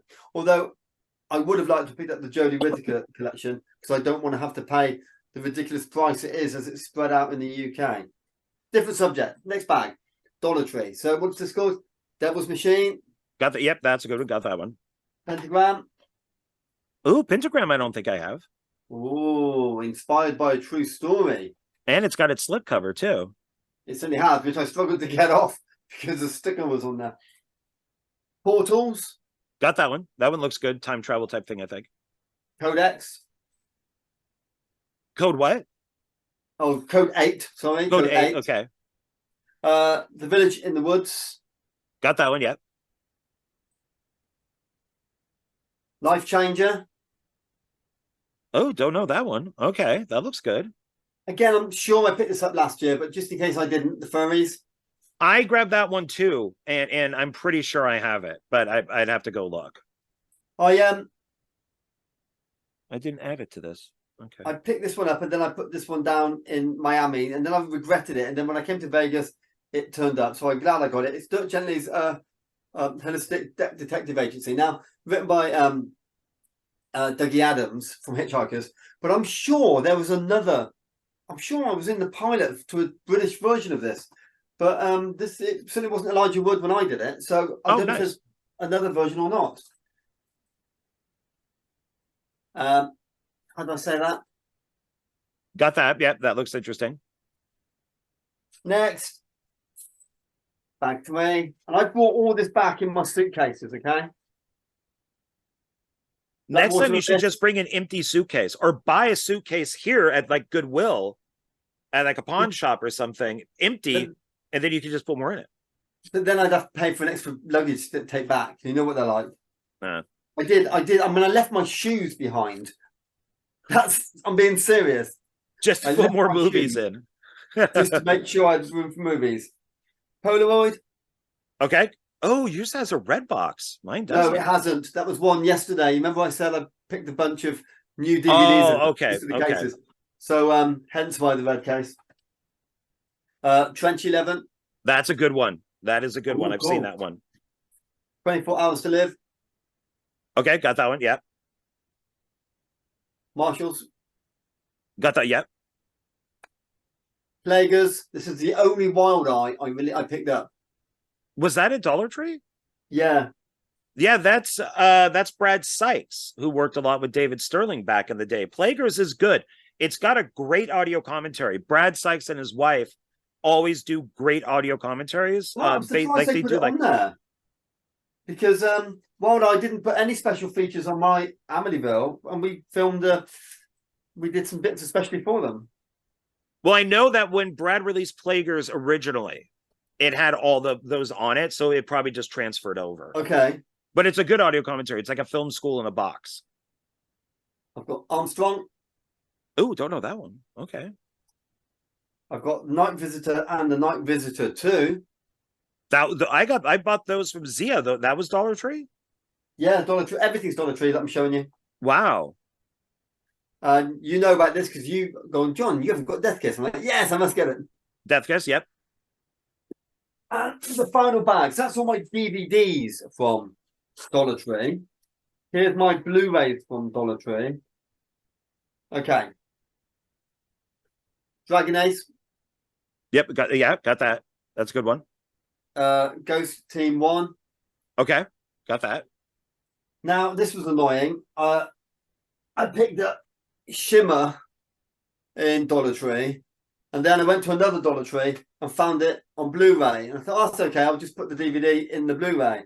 But it's already got the DVD in the Blu-ray. So you've already got the DVD and the Blu-ray. So now I've got two DVDs and a Blu-ray. And you can't sell it? It's American, so there's not really much point over here. Oh, yeah, might as well have two then, I guess. Yeah. So Dauntless, the Battle of Midway. That one is one that I recommended. Yeah, that's got a good cast in it. Encounter. Starring the Helmsworth that nobody really cares about. I didn't say it. And you did. I picked this up on DVD last year, so I can replace it now with the Blu-ray with your Astronaut. Yeah, with Richard Dreyfuss. I saw you pick this up from Zero Records yesterday, but this is from from Dollar Tree. What? How much you paid for yours? Probably like $4.99. Oh, $125. Damn. High voltage. See, guaranteed they found that Zero Records found that at Dollar Tree and jacked up the price, which is what I'm always scared about. Yeah. But I didn't. Okay. Yeah. So what was the other one? High voltage. Okay. The Big Ugly. Okay. Sushi Girl. The cast in this is amazing. It is. And I know I'm over 50, but I still bought Scoob. So that's all my Dollar Tree finds. Nothing wrong with Scooby-Doo as long as it has Scooby-Doo in it.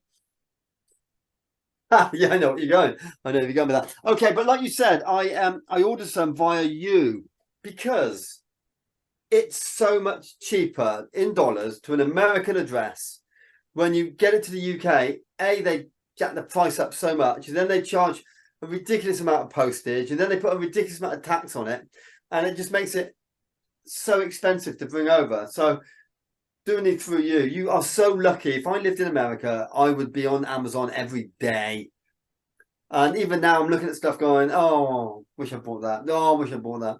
Yeah, so what to let people know, so what John did was he messaged me and said, hey, since I'm coming out, can I order a bunch of movies through like Amazon America and have them sent to you? And then that way I could bring them back to the UK and they're like at a fraction of a price.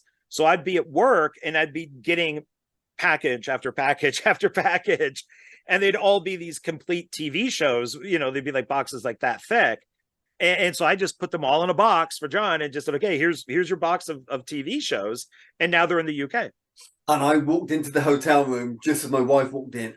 She was so angry, so angry. So we've got Darkman Trilogy on Blu-ray. Nice. That's a good one.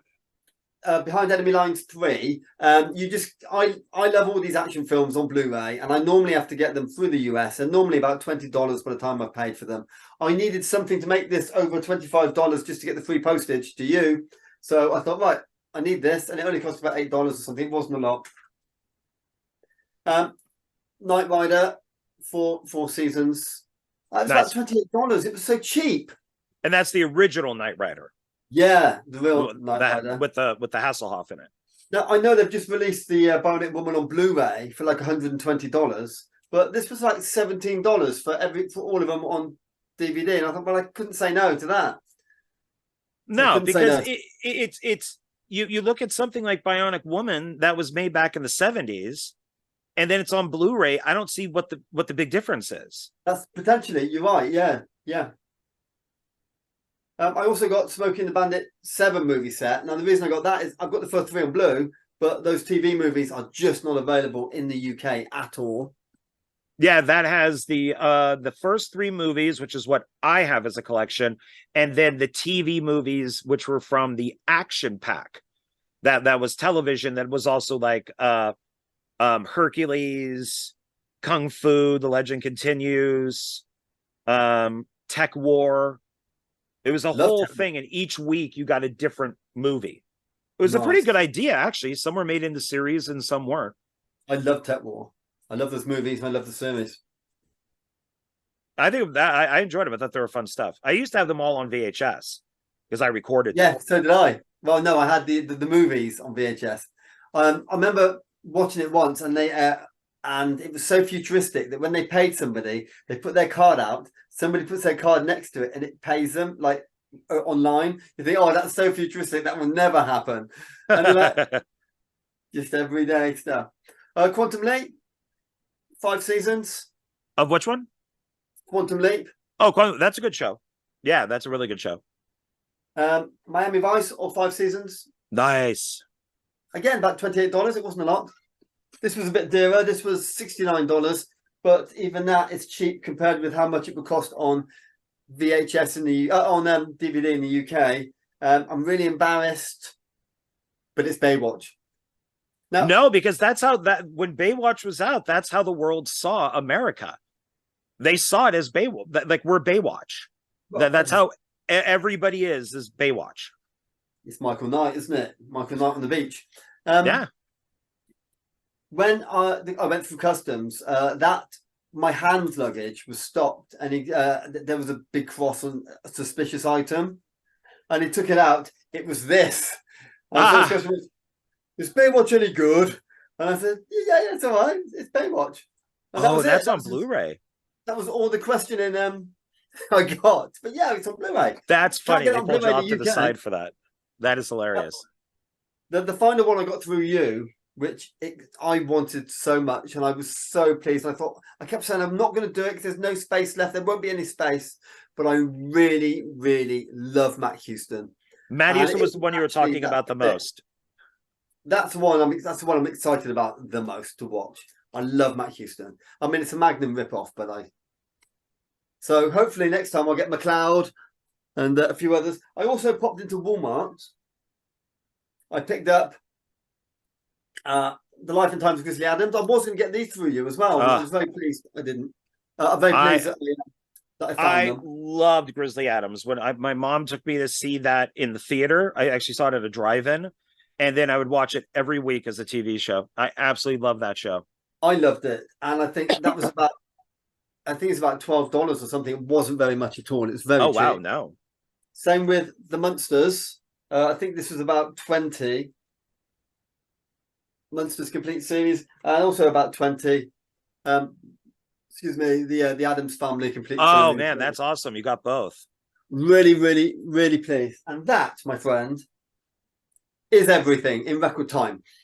And I got all of that back in my hand luggage and my suitcase, and my clothes were just shoved in the corner. Anything that didn't have to come back didn't come back. That is funny. I mean, that's huge. That's one of the main focuses of the trip was that, because you did amazing. So where did you go on the East Coast? Oh, that was Miami. And you just kind of cruised around Miami? Yeah, well, kind of cruised around, walked around. So in the hotel, when I had the internet, I'd find out where they are, and then just kind of walk at a stupid pace. And then what? So this is cross country. What is your wife thinking of all this Dollar Tree rubbish?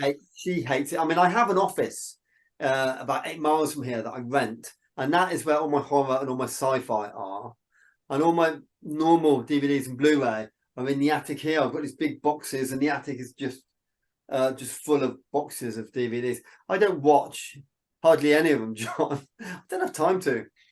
I'm going to die. I'm going to die before I get a chance to. If I was to stop buying now, I've got 30 years of life left in me if I'm lucky. Yeah, I ain't got time to watch all this.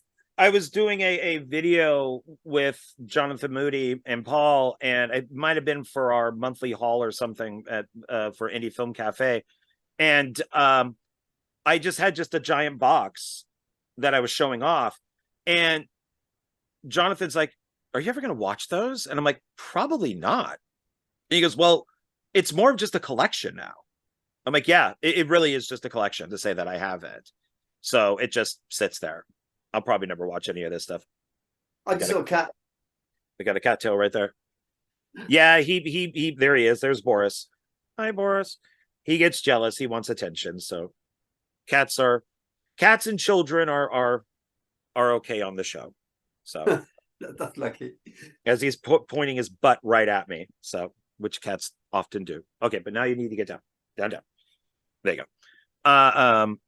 So now, hey, we had two cameo appearances here. Yes. And it is Saturday, isn't it? Oh, today is Saturday. Oh, I have to post a Saturday picture. Okay. Yeah. Thank you for reminding me. Yes, because Friday I took my car in and today's Saturday. Yeah. So I'll have to post a picture. So then from Miami, you flew to Las Vegas. Yeah. And then where did you visit? Where did you go? Now we know Hoover Dam because that's where Tom was, but then you went there. Trip, you went there again. I did a day trip somewhere for some horse riding. That was, I've forgotten what it was called. It was a good few miles away. And that was lovely. Saw a rattlesnake, like a real one in the wild from the horse. I'm like, oh my gosh, a real rattlesnake. How fabulous. Well, you went to Grand Canyon, right? Yeah, I did the Grand Canyon West Rim. God, we paid $105 for the three of us to go on that walk. And you can't take any photos. They take your camp bag off you. You can't take anything with you. And they give you a free locker, like they're doing you a favor. They take your bag off you, put it in the locker. And then only they're allowed to take photos of you on there, then charge you. But I've just paid you $105 to go on your walkway. Why do you want to pay for photos? So that was a bit pooey. Yeah. But the rest of it was great. It was great. And what else did we do? I think that was it. When I was in Miami, we went to Everglades and saw some alligators, and we also went down to Key West. But boy, did it rain! I mean, I would like to have done a James Bond tour, bit of where Felix Leiter lives and all that. It's like no, it just rained. So, oh yeah, that'd be like Live and Let Die. Yeah. No, it would be License to Kill, where Felix gets married. Oh, they okay, yeah. Sanchez, don't they? And then you go over the bridge, and Sanchez gets kidnapped or whatever. Okay, one of the best Bonds. Live and Let Die. Yeah. I'm sorry. License to Kill. License to Kill, right? Yeah. Now I'm getting them all confused in my head. The second Dalton one. Yeah, his two are two of the best ones. Yeah, Living Daylights and License to Kill. Sorry, the second one then. It's it's Living Daylights was the first. License to Kill, yeah. So that's what it's from. And then out here you did take that trip, like you said, like to Arizona, Grand Canyon, and then we went to Arizona, but I mean, I thought Vegas was hot, like 107. And then you go to Arizona, you go, oh, Vegas is cool compared with this. You can't stand outside for more than a minute. And there was no way we were going to make it. The transport there was amazing. It's cheap and amazing, but Dollar Tree was too far out of the way from the train or the tram, and there was no way we would have made it, not in that heat. And honestly, my little girl was she was on death's door. It wasn't good. It was tough. Well, I sent you a message saying I'm glad you left when you did, because yesterday it comes in a day. I mean, it's weird. It was Thursday was fine, and then Friday it flooded everywhere. Wow. Like it took me, because I had to get down to Big O Tires. 2 miles took me 45 minutes, and then when I picked up the car, it took me over an hour to get home, because every street, and I'm not joking, was like up to here. Like cars could not get through. People were trapped in their cars because the water went above their doors. It was like right at the handle. Wow. And Vegas is so poorly made that way that if you see a street with any water on it, you can't drive through it, because it could be like 2 or 3 feet deep. And so all of us were like this chain, like this snake that's just weaving through streets, just trying to get through that to get home. And yeah, it took me over an hour from a place that would have only taken probably like 10 minutes. Wow. And so, yeah, you guys, unless you wanted to stay like, in the hotel and just experience Vegas at its worst, which is when it's raining like that. I mean, that's the only reason to do it, is just to see the rain. But the sun came out here today. It rained when I got home. And then today, I mean, it's 6:30 now here, but It's been quite warm today. If you call, what was it? What I sent you the temperature earlier today. Yeah, you're a little. What's ours out here today? I know people want to know about the weather. So Yeah. Well, I'm British. That's what I talk about. It was 71 Fahrenheit here today, and So- you're like 100. we are. I'm updating it right now. 75 degrees. Oh, okay. No, not much in it then. So not. Yeah, it's not too bad. It's still cloudy out, but at least it doesn't look like it's going to rain like it did. So okay. So let's I'll get to my stuff here, but first I'll do one that just came in. This is a film by Joe Meredith, and I'm a huge fan of him. I buy all of his movies. He does everything on his films. He does all the art for the covers. I love this guy. He did the art for Ghoul, which I absolutely love. And when I posted it on Facebook, people are like, wow, I hope the movie's as good as the poster. And it is Variant 2. So I just got this in the other day. This is brand new from him. And That's his nice. stuff is so weird. It's almost cosmic horror, I think. How did you get hold of his stuff? How would people get hold of his stuff? I'm a Joe's friend stuff. with him on Facebook, and you just order it through him. Joe Meredith. Yeah, and I asked him to sign it, so he signed it for me right here.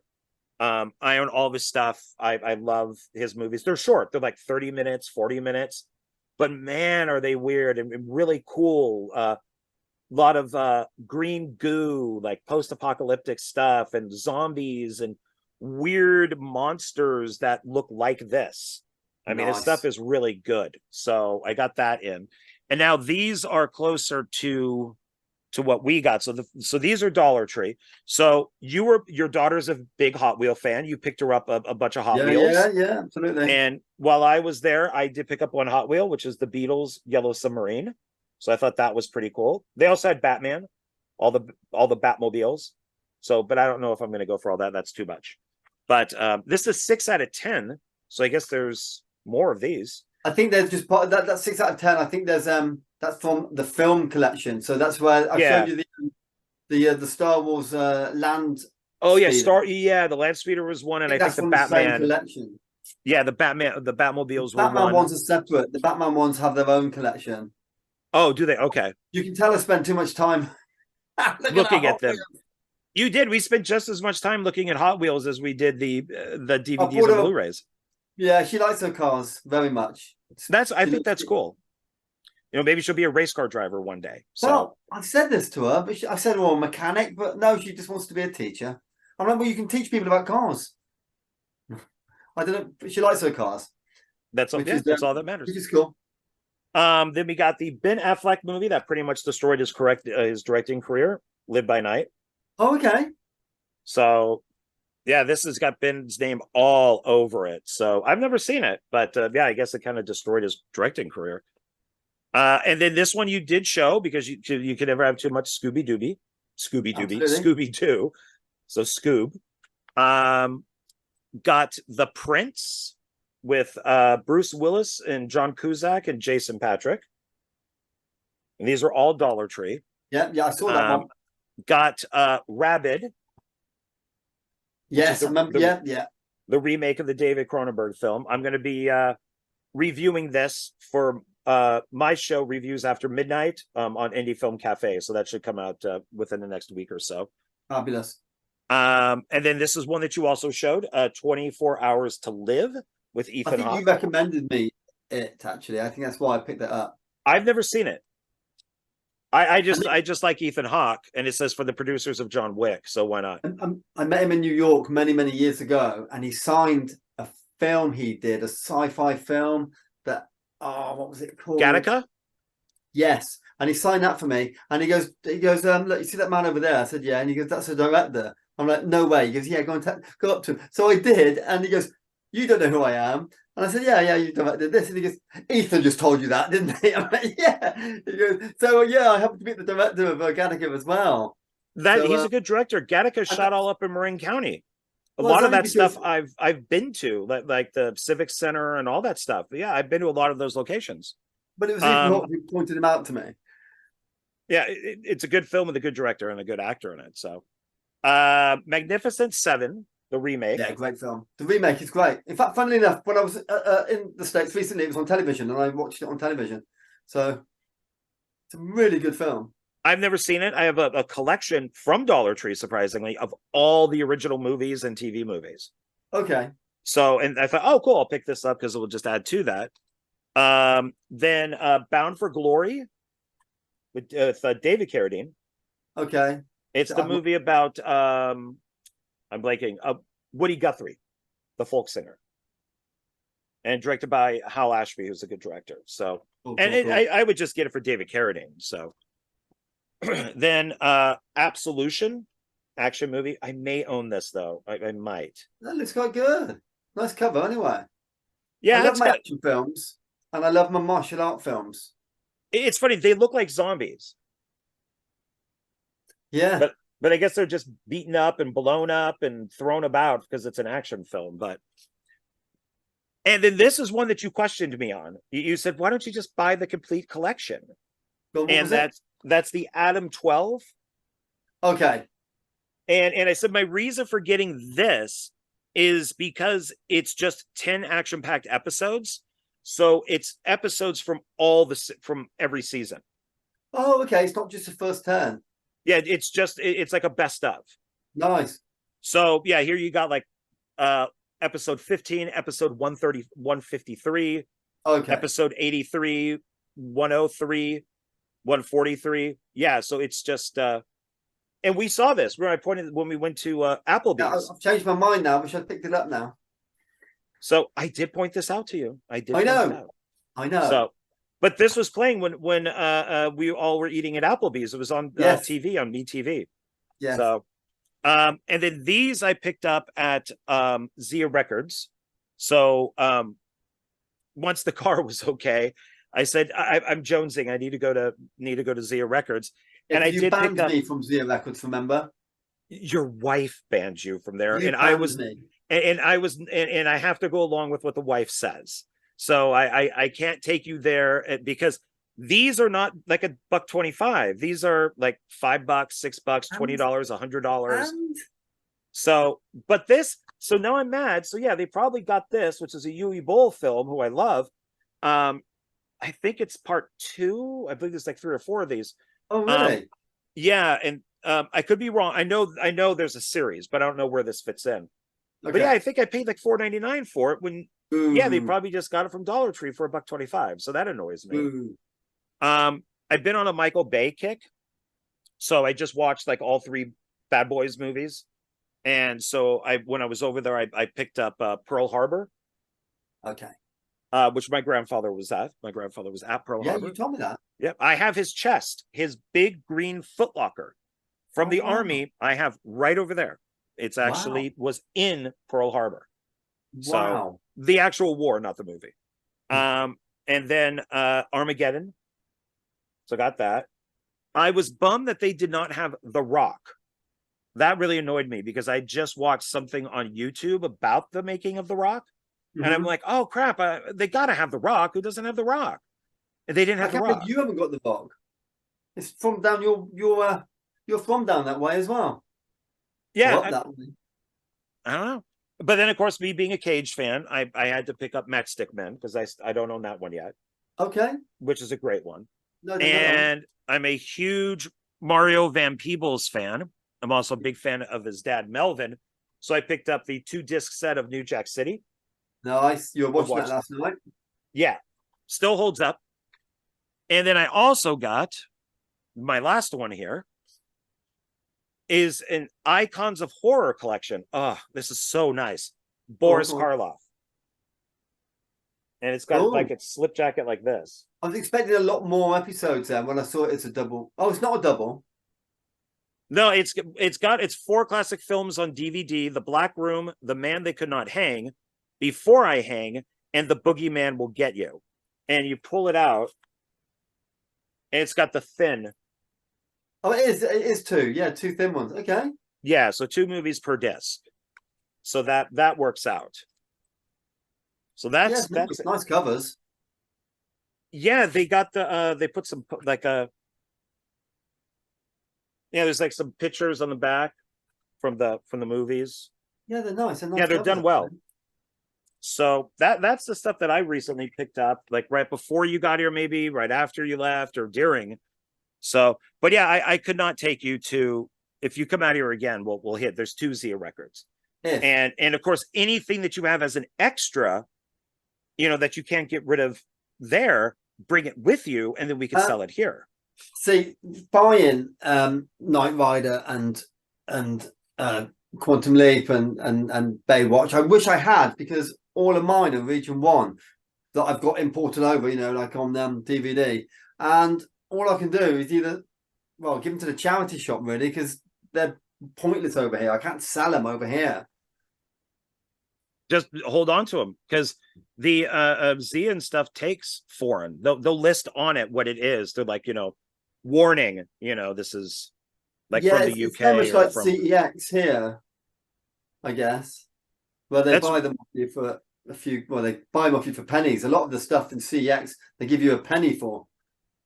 I've just replaced my Andromeda, the series, on Blu-ray, and I'm looking at. I remember when I bought them, they cost a lot of money, and for season 4 and 3 and 4, they're only giving you 20p for them each. It's not really worth the effort going in.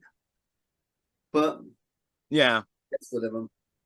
Yeah, it's weird that they wouldn't take them, because I mean, these guys take everything, including VHS. Oh, they get nothing for it. They sell them for a few bucks, and they give you like a quarter or something. Okay. But at least you could still sell it and get something, get some sort of store credit. So it's. Oh, did you guys get sick at all on the plane?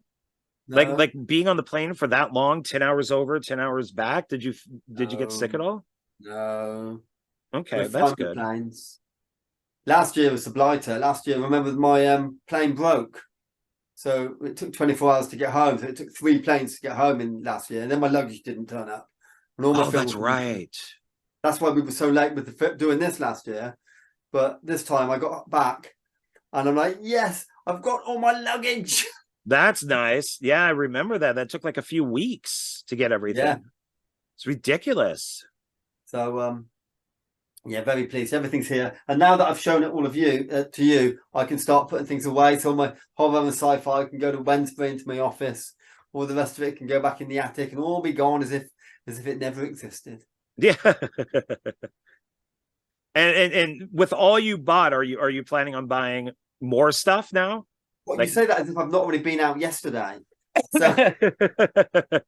Did you show what you bought yesterday? Oh, no, they already kind of shoved away. I don't know. I thought, what did I buy yesterday? I bought a TV series called A Touch of Cloth, which is a comedy detective show. So I bought that, and I bought 3 things yesterday. I bought Big Bang Theory season 7 just to replace my Blu-ray with that Blu-ray, because the cover was a different color. I don't know. I can't even remember. That's so bad, isn't it? But I like to replace a lot of covers. I like to get, like buying this Blu-ray Darkman as I did. I've got it on DVD in 3 cases. Now it's just going to be 1 case. And I just like thinning the covers out, Right. I love collections. I have the Darkman trilogy also, but I have it on DVD. And I love, I mean, think about it. This takes the place of this is just 1. And it's got 4 movies on it. Why would I not want this? Why would I want these 4 movies? They would go out to here. Well, I've just replaced Babylon 5, these big thick cases, to these thin cases. And I've replaced the 5 seasons of that, only for the other day for them to put on pre-order is the Babylon 5 Blu-ray collection. So I'm like, it took me ages to find these thin cases of Babylon 5, and now they're going to be gone anyway, because I'm going to replace them with the Blu-ray. Yeah, I think it just matters. Like I have, I'm a huge Tom Cruise fan. I'm a big Mission Impossible fan. And so, but I've never really watched the series. And so I bought the complete box set. It was nice. It's huge, and it's all 7 seasons, and it's done really nicely. And at some point they did, I think it was only 6 seasons, and then they added in an extra 7. And I'm like, oh, I don't like that. So I wanted all 7 together. and it's DVD, but I'm never going to replace it. I'm not going to get it on Blu-ray. There's in my it's the box set is really nice. It's done really well. The picture and sound is fine, Nice. and I don't think for a film that was shot back then that it's going to look much better on Blu-ray. It's nice to see Disney, who said they're never going to release any of their streaming stuff. It's nice to see they've got Mandalorian 1 and 2, WandaVision, and Loki season 1 on pre-order on Amazon.com on American, but they haven't got a British date yet. But I imagine we will get a release of those. Yeah, they're desperate. They're slowly dying. I'm glad they're desperate, because I would like, as much Star Wars, and I know we have difference of opinions with Star Wars, but I still would like to finish the collection on I got some of the I got the movies, but that's it, and I probably won't go. I only like the last season of Clone Wars is not got a physical release. It never will. The last 2 seasons of what was the Marvel one that went on for like 7 seasons? But it just annoys me when they don't release the last couple of seasons on on disc. It really does annoy me. But see, rest. What I would do, and I have done, is people will download them and then put them on eBay. They'll make their own boxes. They'll do X amount on this disc, and then there's disc 2, disc 3, disc 4. And that's how you get some of these. I looked on eBay because I did have an interest in Obi-Wan, but I didn't want to pay, Disney. And I saw people have it. It's out there, but it's kind of a bootleg, but it's downloaded, and then they make the disc. And but I got no problem with that at all. Like friggin' Hulu and Netflix and stuff. Okay, fine. You're not gonna release Hellraiser. You're not gonna release the new Texas Chainsaw Massacre. Hellraiser's got a DVD release only, Region 2 only. See, we don't have the new Hellraiser at all, but I can find the British version. See, I did say you want me to bring over. I should have brought you that, but I don't want the DVD. On pre-order, they've got Cobra Kai season 5, and it's only on DVD, not on Blu-ray. But I've got the first 3 on Blu-ray, and 4 and 5 are only got DVD releases. Yeah, I got them. I didn't think 5 was even going to get a release. I'm surprised to see it on pre-order. I know they've been coming out like a few months before the new season begins, but I only have them on DVD. I haven't even seen them on Blu-ray. Okay. And for me, season 5 was a huge disappointment. Oh, really? So yeah, I thought that it was the Mike Barnes character. I thought felt like an afterthought. Yeah, that was really random how they they didn't do anything with him. Yeah, I like him owning the furniture store. I like the fight that's in the store, and then the fight has to get broken up. And I like all that. And then I like the store burning down, and they're like, oh yeah, Mike Barnes he's gone, he's left. And I thought, okay, what's a little cameo? Okay, that's fine.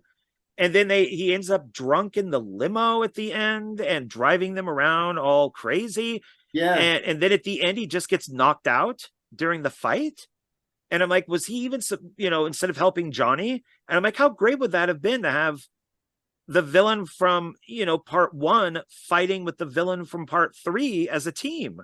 Yeah, yeah. And it's just like, to me, it just seemed like such a waste of time. Like, I felt the same way, actually. Yeah. We never see the car dealership except once, and it's just in a room, and it could be any room. And a customer walks in and goes, hey, I'd like to buy a car. Is there anybody out there selling cars? Oh, so we know that we're at the car dealership. I'd not picked up on that until you said that, but absolutely, yeah, you're right. Yeah, it just seemed lazy and like they didn't want to do it. And so I thought it was a big letdown. I think it's the worst season out of them all. So I'm looking forward to season 6 because I wanted 6 seasons. I don't think they've shot it though, have they? It's done. Oh, is it? It comes out in October. I didn't know that. I didn't know that either. That's good. I could be wrong about that. I think that's Chucky. I think Chucky is. Yeah, that surprised me. I didn't think they'd finish that, but they have, haven't they? Chucky does come out season 3. Yeah, in which October. it's Chucky in the White House. I haven't seen season 2 yet. It's Chucky at a Catholic school. Okay. How awesome is that? The first one is Chucky just in his hometown, and then the second season is Chucky in a Catholic school, and then the third one is Chucky in government.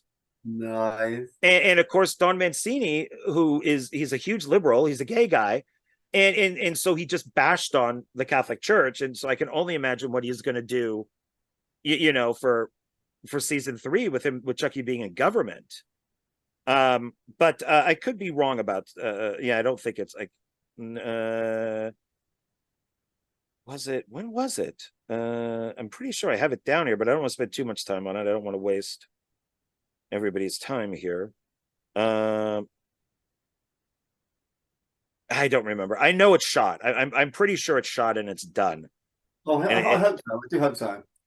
Yeah, I just forget. I forget what month it is, but it's probably if Chucky is October, then probably Cobra Kai is like January, February. All we just need the next Karate Kid to do her cameo in it, and I'll be happy.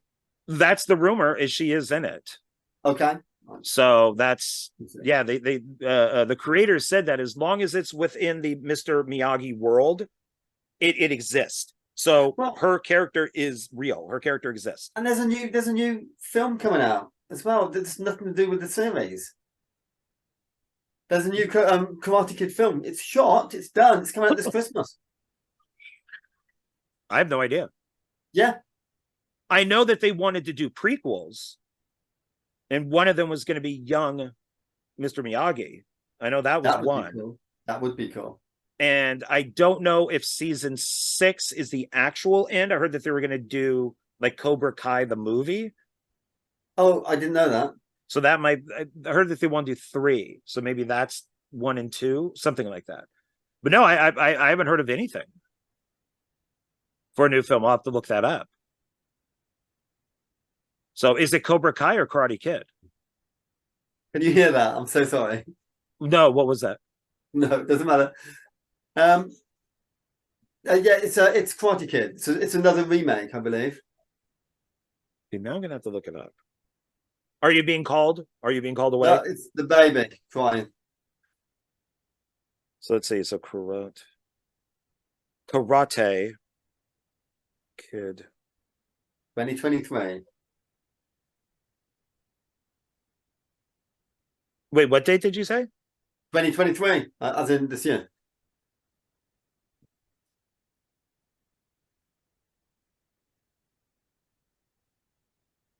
Oh no, they did a Karate Kid 2.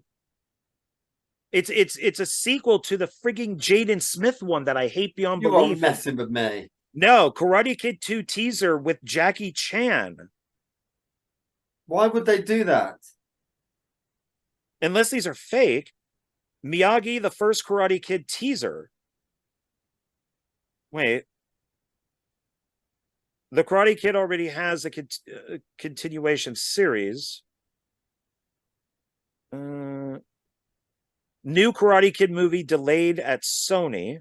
Oh yeah, until June next year. The delay of the upcoming Karate Kid sequel.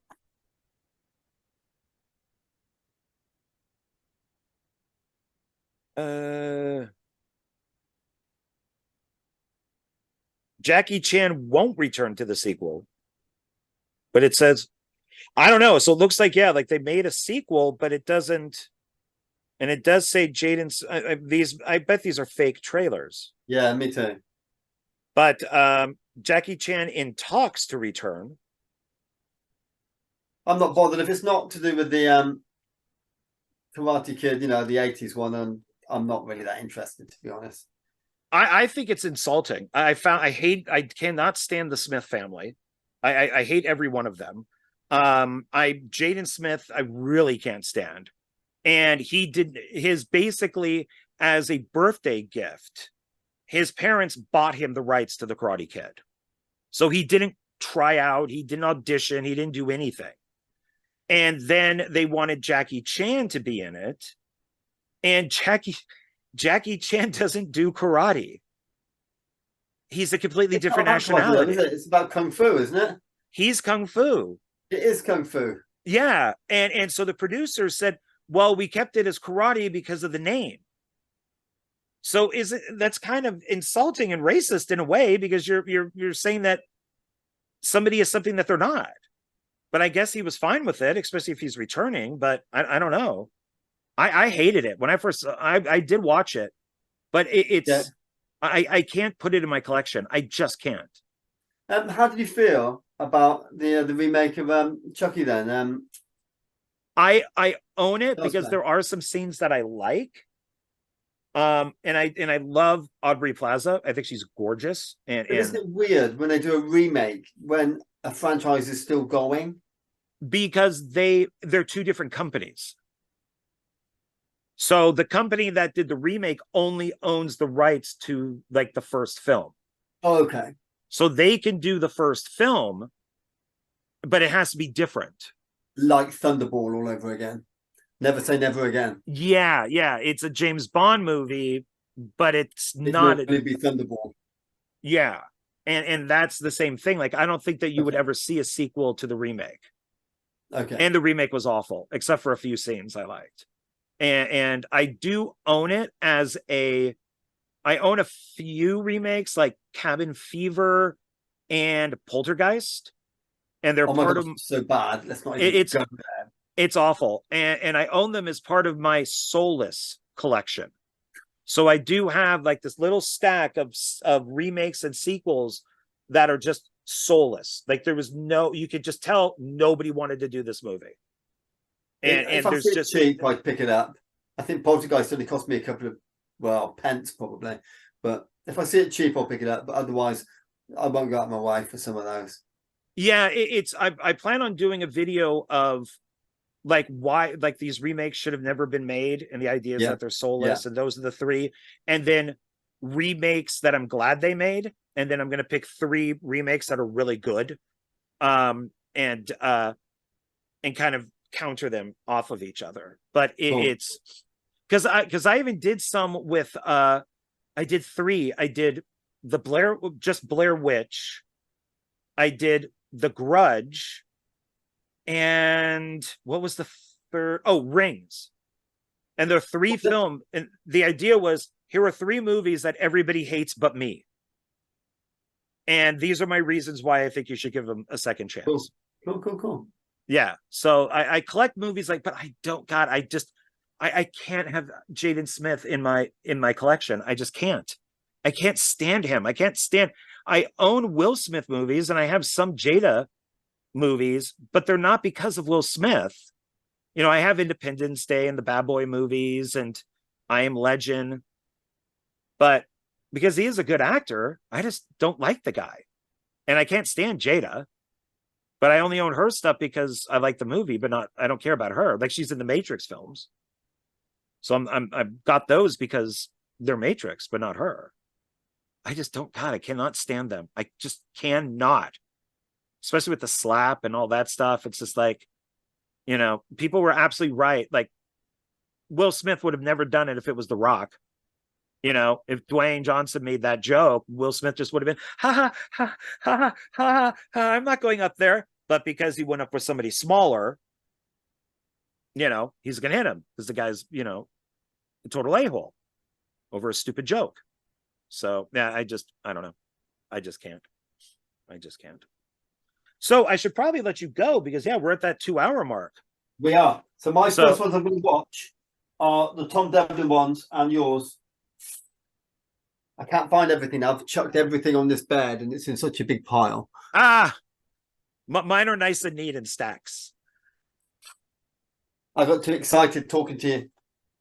Well, but you know, you're so talking many about Dollar Tree bags. Oh, gosh, Americans and their bags. So in the UK, we have to pay for bags. So we have big, thick, chunky, reusable ones. And, you know, coming to the US and seeing that they go, oh, let me just double bag it to you. And they're just giving you bags left, right, and center. It depends. In California, you have to buy the bag. Good. So a lot of people will have those big kind of bags, like big grocery bags that they have that are kind of like material. But in Vegas, it depends on what company it is. So Zia Records charges you for a bag. But I could go to another place and buy movies and they'll just put them right in a bag. It doesn't matter. Wow. So Dollar Tree. Yeah, Dollar Tree just puts them all in a bag. Yeah, and double bag everything. Yeah, which I don't mind because I use that for cat poop. Well, I like it. I've got my Dollar Tree bags. Yes. Yeah, I do. I used to have a friend who gave me bags all the time just for cat poop. So it's just like awesome because I do double bag the cat poop. So as you do, and that's how we're finishing the film today. That's how we're finishing this today. Saying that we're double bagging cat poop. That's right. That's right. I haven't cleaned the cat box yet, so it may have to be triple bagged as far as I know. So if you've been here for 2 hours and you've learned nothing else, just remember that John Ward does double bag his cat poop. That is correct. If you take anything away from this, it's that. So yes. And you're talking about organizing stuff. I mean, this is, look at that. Way down there. There's a lot of stuff in there. Look at that. There. These I just showed you. Look at that. They're everywhere. And these boxes, they're all by company. There's my Sex Pistols poster. But yeah, I mean, the movies are everywhere. They're all over there. It's a massive stack of Dollar Tree. So since I'm currently not working, that's what I'm planning on doing is organizing all this stuff. So, but I'm going to let you go because I know that you probably have stuff to do and it's late over there. It's probably like what, 7 p.m. over there? Yeah, 7 o'clock. It's just gone 7 o'clock. Yeah, so here we got 11, so it's pretty early, and your family's probably missing you, so they're probably sick of me. Ugh. Family. Oh, John, do you know what? Thank you so much. Thank you for looking after us whilst we were over there. Of course. Well, thank you for everything, being over here. Tom, that was just, as I said, just surreal and thoroughly enjoyable. I'm just glad that he was able to find a spot for you. I think that's great. I mean, that's who Tom is. I really can't believe that. I look forward to catching up and seeing that when it's finished. Right, I'm not back to work until a week on Monday, so that's nice. I'll be looking for jobs on Monday. So we'll see. But all right, man, I'm going to let you go. Thank you. Thanks, John. And I really appreciate it. Thank you for everything out here in Vegas and for letting me be part of your, your re-wedding, re-vows. Yeah. I'm not really sure what you call it, but thank you. I'm so honored to be part of it. Yeah. Renewing the vows. Yeah. Yeah. So we'll do it again soon. It may take a couple years or whatever, but we'll do it again. Maybe I can come out to you because I've never been out there. Please do. Please do. And then we can visit the Doctor Who museum. Cool. Is there a museum? I thought is it there in Wales? I thought that had gone. It's gone? I don't know. I think so. I'm not sure. I thought I've got loads I could show you. Okay. We got, I forget you like who. We've got Fraser Hines at work next week. So I don't come back to the week on Monday, but I'm popping in next week just to see Fraser. Because he comes in every 6 months or so. He's got this recurring character on our show. So he's in next week, Fraser from Patty Troughton's era. So I'm popping into work next week just to see Fraser Hines, really. Oh, nice. Okay. Sweet. Okay. Maybe go visit Abbey Road.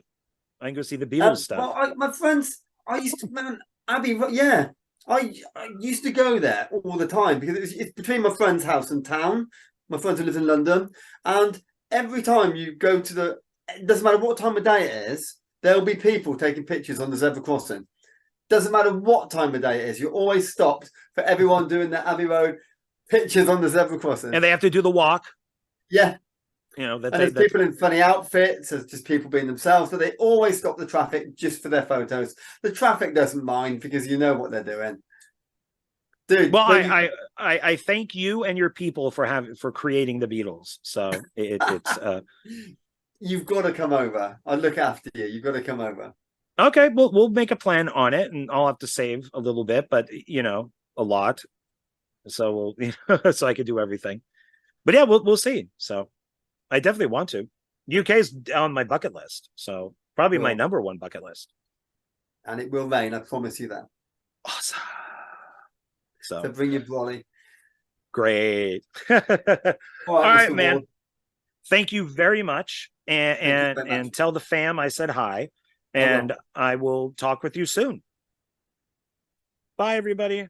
Bye, John. Bye. Bye, John R. Walker. Cheers, John. Bye. Cheers, John. Bye. Thanks for putting up with us. Bye. Bye, everybody.